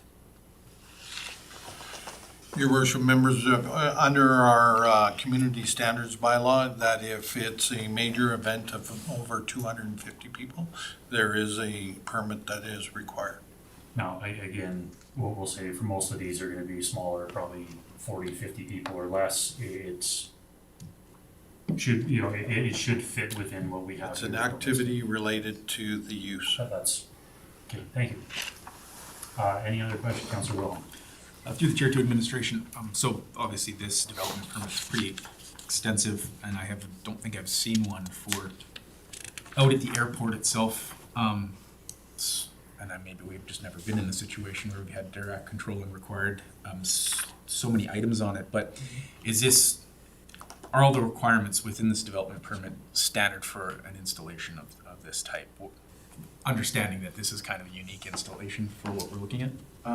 Yes, it conforms to the new land use district. It conforms to the additional attachments which might have been provided earlier, which for signs, etc. There is like the architectural and landscaping design guidelines, the commercial and industrial standard conditions, the signs conditions, and then everything that applies to the airport in general. And these would typically come out of the limited commercial section of our land use bylaw? Correct. Any other questions from council? Councilor Cogan? Yeah, I have a question about I think there's two, actually. The water and sewer installation is one of them. Is this going to be applied to all of the other developments that are within that land use? Correct. Since the installation of the existing services there, all buildings that have been approved have been connected or required as condition of the development permit. Is that worded properly? Okay, and then I have one more question on that one, and that's has to do with the two accesses to taxway F2 shall be allowed and constructed to county standards and paved to the pavement load rating of 6 taxway F2 and all of this appended map attached to and forming part of the development approval. Both accesses shall be completed by October 31st, 2024. Do we know through planning what that standard is? I would refer to infrastructure if they the approaches. Through the chair to Councilor Colkin, the standard we are looking at is a PL rating of 6, which is what the taxiway will be rated at.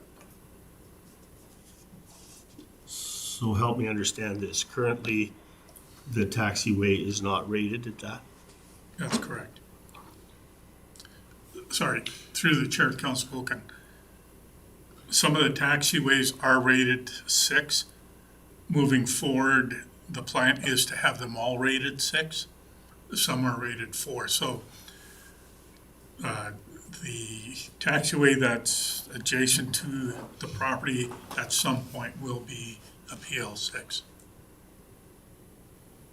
So in other words, what we're asking him to do is to make sure that this access is rated to the F2, to the rating of 6.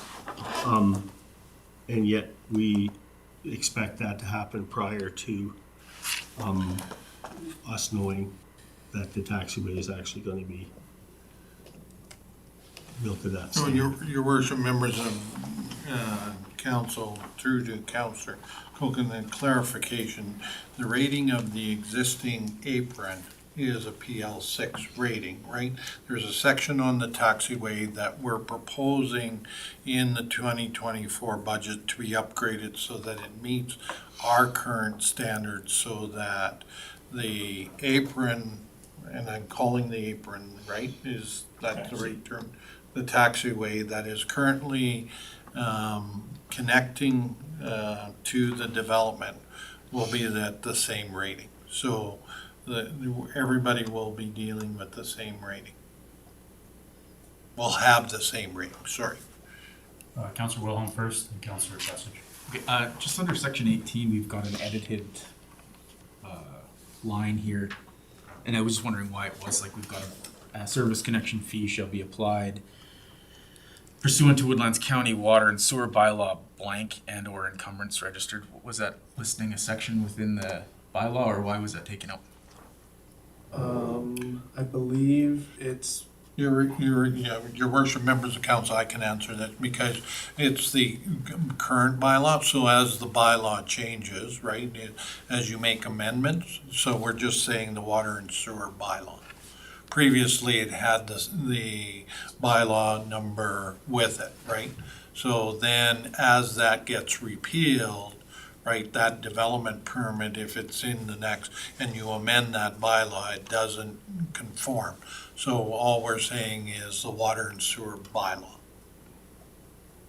Councillor Prestige? which we have one, right? We just don't have the exact number. So it's a general term versus a specific term. Through the chair to administration, on the paving, what if he never has a plan to bring in any planes bigger than a rating of 4? Why does he need to go to 6? If it's on his own property, he may never need a rating of 6. So why are we making him do a 6 when we don't even know what his plans are for what size planes he's gonna be bringing in? Your worship, members of council, to Councillor Prestage, this is the, from his property to the existing apron is a requirement. So this is on county land. That's correct. Very similar to when a subdivision develops, has to put in an approach. It's on county property, but they are required to build to connect to the road. Councillor Cogan? Just have a question. Does the water and sewer compliance in the land use area here, the limited commercial, is it the same on the airport service? Do the airport service people have to comply to the water and sewer? Yeah, your worship, members of council, are there individuals in the property that don't have water and sewer connected to it? Yes, they were either they existed before the water and sewer system came in there. And as a condition of the bylaw, we're saying that you should connect up to, but it's not a requirement, but we do apply it to all new standards. And all new development that has occurred, 2 years ago, was it 2 years ago they built? 5 years ago, that long, 5 years ago that they built, so they're meeting that new condition, right? My question, I guess, on the water here, when the application was originally done, before all of this stuff happened, was water and sewer a condition to the hangar when it was first built? If there was a condition initially when it was built, I don't see it being a problem being a condition currently. If it's something where it wasn't a condition originally and it's something we're now imposing, then. Yes, it was. Yeah. I've got the previous agreement here, it's in there. Okay. Any other questions from council? Councillor Williams? I'd be prepared to make a motion that council approve development permit 15-053-2023 for part South 315912 west of 5th, plan 082-5617, block 5, lot 1, for as-built private hangar with accessory use, office within existing building, private fueling for aircraft use on the lands only, the aircraft rental space with the conditions as outlined in attachment, proposed conditions DP 15-053-2023, and setbacks per the Alberta Land Surveyor Real Property Report. Okay, motion on the floor. Any discussion on that motion? Councillor Cogan? I'd just like to have a recorded vote on this one too. Okay. So we recorded vote. I'll call the question. All in favor?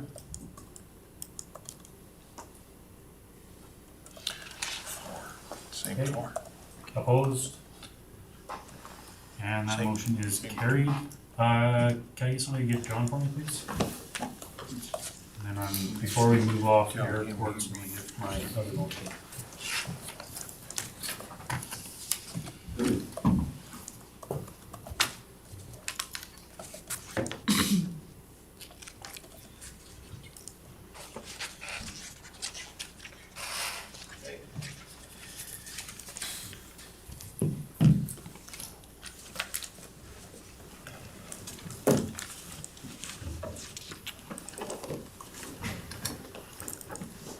Okay, we got it recorded. We have Councilor Girls back.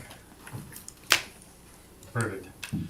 So with that, out of our conversations, I want to come back to my motion. I want to make a motion that administration reach out to HM Arrow to provide consultation and education around planning, development, and best practices for an airport. Again, any discussion around that? Seeing none, I'll call the question. All in favor? And that one is carried. Hey, 8.3, FCM Grant Application.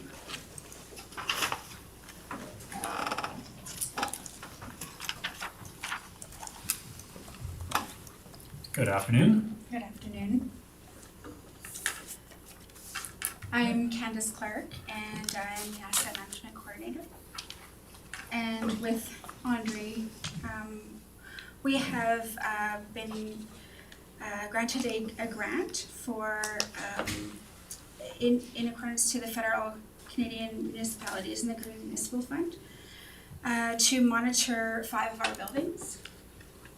And we would like to monitor them for 1 year. With grant money to fund with emissions. It's a company that works with us, so they'll largely take most of the administration and the time. We would just have to provide our utility data to them to be able to monitor our efficiencies with our buildings. So in order to pursue with this, we're asking that council supports a participation with the FCM Building and Monitoring Analysis Grant and forward a letter to the Minister of Municipal Affairs. Thank you. Any discussion from council? Councilor Wilhelm? I'll motion that council supports the participation of the FCM Building and Monitoring Analysis Grant and forwards a letter to the Minister of Municipal Affairs. Any motion on the floor? Any discussion on the motion? Councilor Clutton? Just a question, is this grant, do we match that, or is that a grant specifically for? Through the chair to Councilor Culkin, I believe this is, our share is about $6,000, and that's an estimate that administration came up for us to go through the process of making copies of all the utility bills and forwarding that to the consultant. So no out-of-pocket money, it's just. Any other discussion? Seeing none, I'll call the question. All in favor?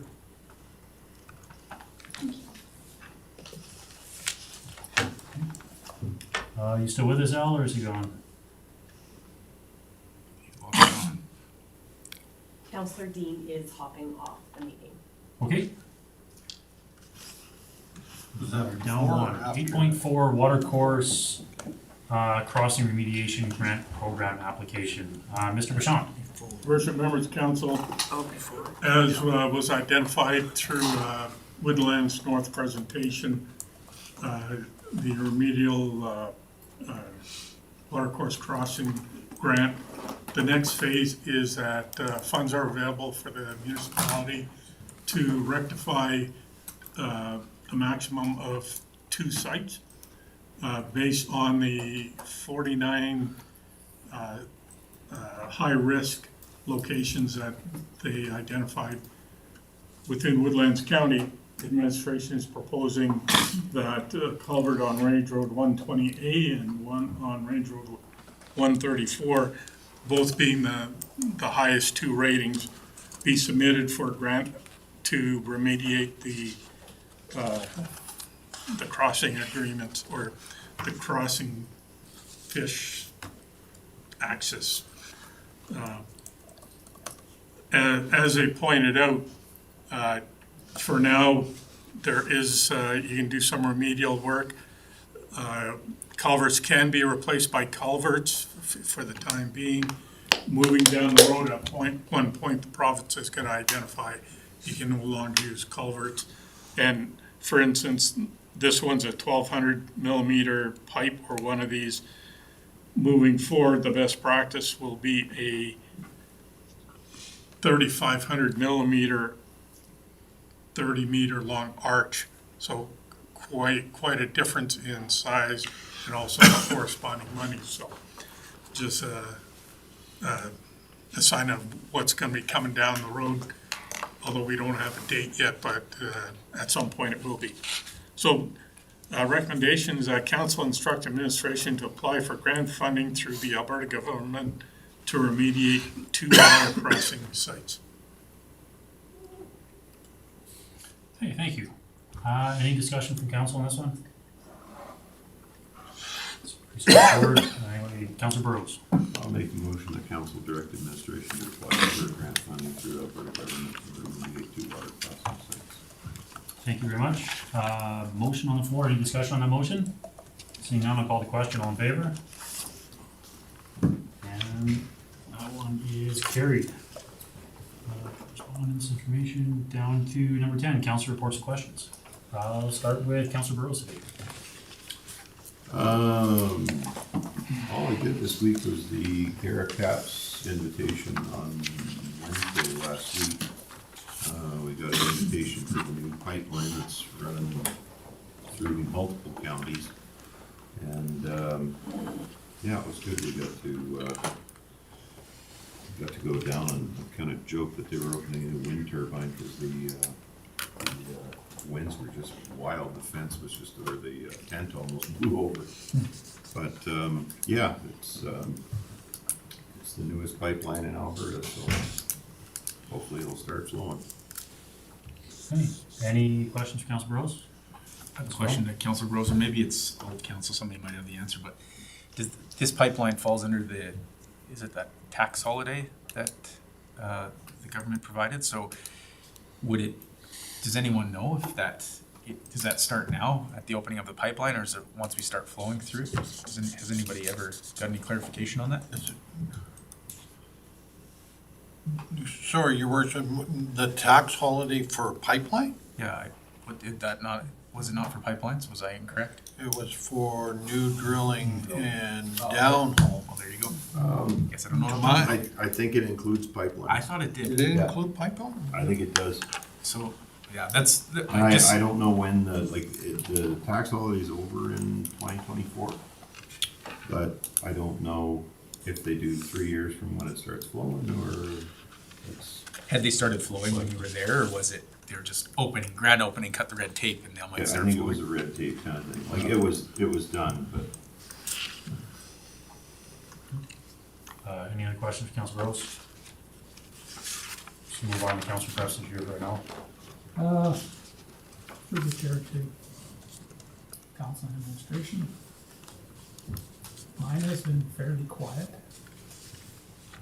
I did phone a resident. Our CA texted me a phone number to call this guy. He lives on, what is that, 102? Yes, yeah. He's got a complaint, just coming up to the, Old Blue Ridge Road. There's about 200 or 300 yards where there's very little gravel on the road. It's been like that for the last couple of years. And then the grader went down and pulled up the shoulders a bit and put the clay on top of the gravel. I just was on it the other day and it's just hard packed. You don't see any gravel. And he talked to our administration and was told that there was no gravel going on it. It'd be 2 truck and pup loads of gravel. I just got a truck and pup load delivered to my place for about $600. I don't understand why we can't find some money in the budget to gravel a couple hundred yards. Cause it's just, when it rains, it's just slime. And, he made the comment, he says, I seen one of your trucks parked and it's got decals on it about snow plowing and stuff like this. He says, what it costs the decal, those trucks probably could have paid for the gravel on the road. So he does kind of have a point, but it would be nice to see if that could be done. And if it can't, he would like to know when the graveling program is gonna come through. Mr. Bashan? you have- Through the chair to Council Prestige, I haven't seen the site, but I will swing by there next few days, have a look. And if it needs gravel, we are doing some re-graveling now for the next week, so we can deal with the situation. Yeah, it wouldn't take much just to throw some rock on it and stop the sliminess on it. Be much appreciated by the resident. And that's about it. Any questions for Councillor Pressage? Councillor Williams? Much like these guys, pretty quiet. Just was, I called in for the GMP meeting. That's all I had since the last council meeting. Got some meetings coming up this next week, so it should get busy. That's all I had. Any questions? No? Councillor Cogan? Yeah, we had, on 2nd of October, I attended a RETA meeting in Marythorpe, where we are in the process of now hiring an executive director at the direction of the regional economic development professionals to have a look at how we are going to move forward as far as growth is concerned. It's been a long journey to get to this point.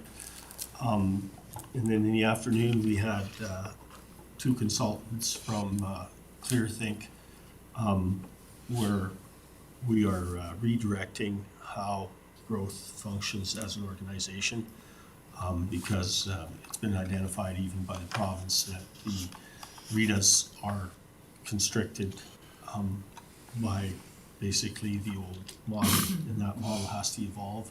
And so we're kind of leading that charge right now. One of the things that we were told and we should appreciate is that our economic development officers spent an incredible amount of time on this, and it's because of EDRAP, it's because of the economic development initiative that the provincial government has, where they're going to direct a lot of the regional development through the regional economic development alliances, which growth is. We're in the understanding, it's not for sure yet, but they've had a number of meetings now with the provincial government to make sure that we get some traditional funding. And it's in the works is the fact that we need to have operational and development funding. And so the government's looking at doing that now. They granted us $125,000 last year for the operational piece, and looks like that's going to be continued. And then there'll be the $100,000 for the executive director or the governance portion. And that will really change the face of what we're doing, because currently it's a working board, and we are inexperienced people, we don't know how to do those things, and we were set up to fail. And so that's the positive side of it. ClearThink is the organization which is hopefully, well, we're moving in the direction of getting the regions involved under the guidance of the economic development specialists in the region. We have 3 of them, one in Grand Prairie, one will be for the Central District, and then there'll be this other one who we've been constantly in contact with. And they're actually quite excited about the fact that now we have an opportunity to bring some of the other regional players in, Big Lakes, Athabasca, Lesser Slave, and possibly South Drayton Valley, Yellowhead, into this alliance to better understand how to do regional development in a good, comprehensive, smart way. And so we're finally starting to get somewhere. And so that was a very positive meeting. I left there happy because we had a lot more minds at the table than we've had before. And one of the things that we've changed is that, and currently Woodlands doesn't have an alternate sitting on that board. And we would, at this point in time, an alternate would be important because we were able to access more of that mind power, people who are really interested in figuring out how economic development works and how the regional development affects us as a municipality. So that was a big positive for me in the last week. Then we had our MPC meeting, was quite short. There wasn't a lot on the last week before our governance and priorities meeting. So that's been kind of my time. Any discussions for Councillor Kuchen? Councillor Wilhelm? I think also, Councillor Coogan, didn't your growth RETA get approved for the AAIP too? Oh, yeah, right. Yeah, we're the first RETA in the province. Yeah, you're 100% right. And that was a long process because of the intakes and because we dropped the ball a bit through the summer. We actually, as an organization, because we didn't have the executive director that was put on some of the individuals, and it's so difficult because all of us have an incredibly busy schedule, and so that was kind of left out, and that was completely on us, the chairman and myself, as that we dropped the ball on that one, but fortunately that's going forward now, and yeah, awesome. It's good. Any other questions for Councillor Kuchen? Seeing none, Councillor Wilhelm. I had a very quiet couple weeks, which was great because my work was pretty crazy. I just wanted to apologize for missing the Truth and Reconciliation Day. I crashed my dirt bike and hurt myself, and I could not walk. So I think participating in the walk would have been a bad idea. But other than that, I had a pretty quiet 2 weeks. Nothing to report. Questions for Councillor Wilhelm? No? My last couple of weeks, a little bit busier than some of the last year. At the GMP meeting, we made the last part two after getting back from the Curie Caps ribbon cutting. Nice ceremony, speeches, stuff they had there was really good, but like Councillor Burrow said, it was really windy. They were happy that the tents held up. I had a lunch last week with Luis from the Chamber of Commerce, just kind of did catch up where they're at and where we're at. Haven't had much of an opportunity to make many of their meetings because they tend to land when we're in council, so it was nice to at least make that connection. Made the Ecole St. Anne's grand opening. That was really nice ceremony, very well attended. Beautiful school they have set up there, so it was, very appreciative of the invite for that, plus the invite for Hilltop High School for their awards night. I showed up there in the couple of years I haven't been in school. There's been a lot of changes to that high school, so it was nice to actually get welcome back there. Didn't think that would happen. And September 30th, Truth and Reconciliation Day. Nice ceremony down there. Brought my kid along with me too for the smudging ceremony and the walk through downtown and listen to some of the stories. And it was a very, very nice day. It was great to be part of that. And that's that's what I got since our last council meeting. Any questions? No, not seeing any. If anyone wants to make a motion, Councillor Williams. I'll make a motion that council accepts the council reports as questions as information. Okay, motion on the floor, call the question, all in favor? That one is carried. Financial variance report, Mr. World. Your worship, members of council, administration has provided you with a 2023 budget report, similar format as last month, up to October 5th, 2023. Again, commentary's been provided on any variance where we think that you should have materially out and requires explanation. In addition, we've added some dashboards at the front of the report, just some of the things that we can see in our analytics system.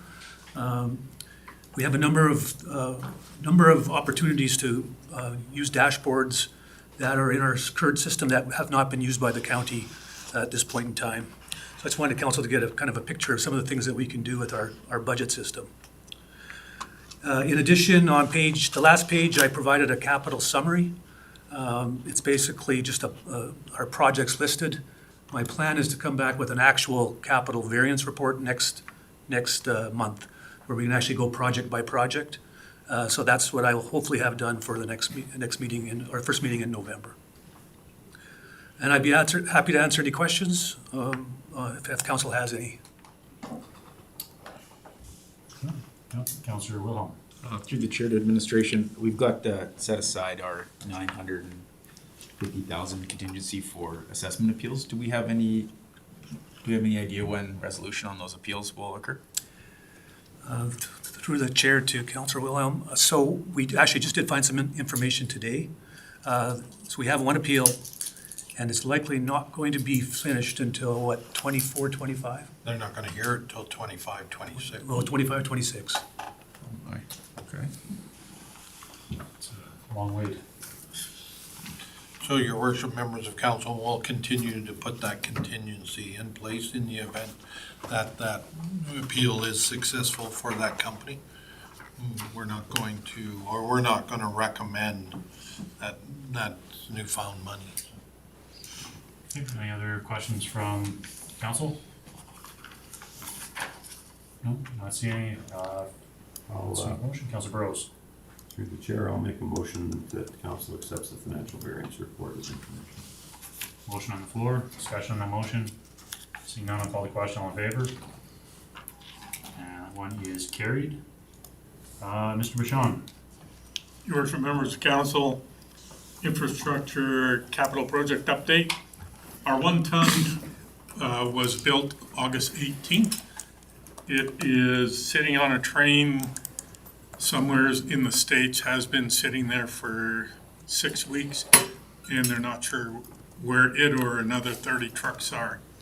And so they're trying to track them down. It was supposed to be here by the end of this month, so to be delivered in the future sometime now.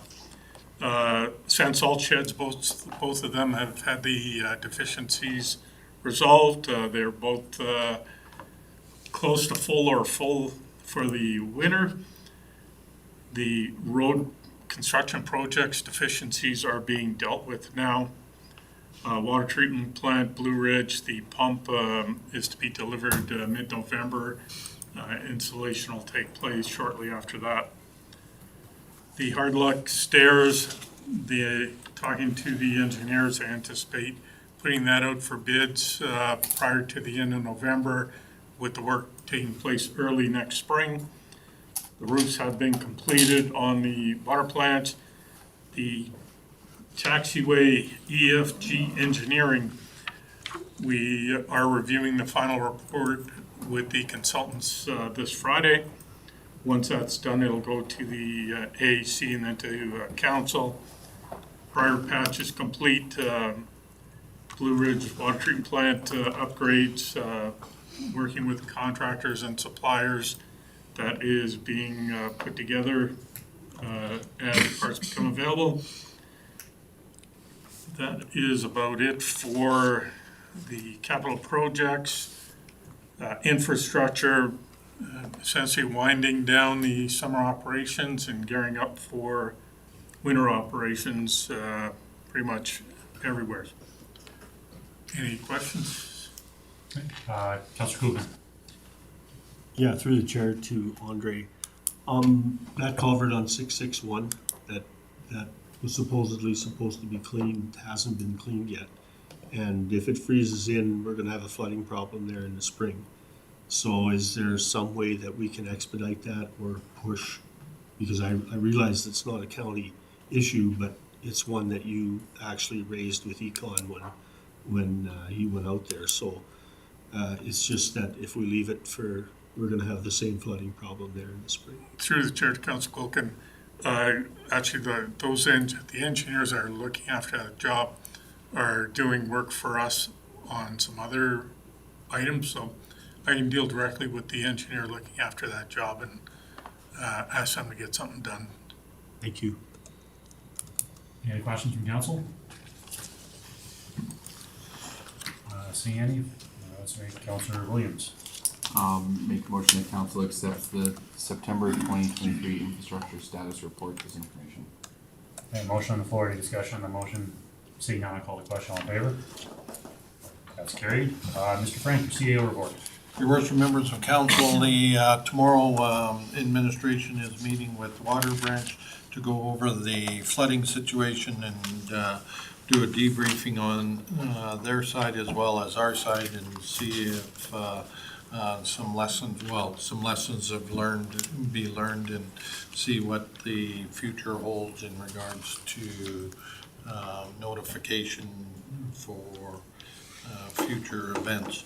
Administration has also started working on the 2024 budget. We are meeting tomorrow to go over our templates and ensuring that we're ready for council in the month of November.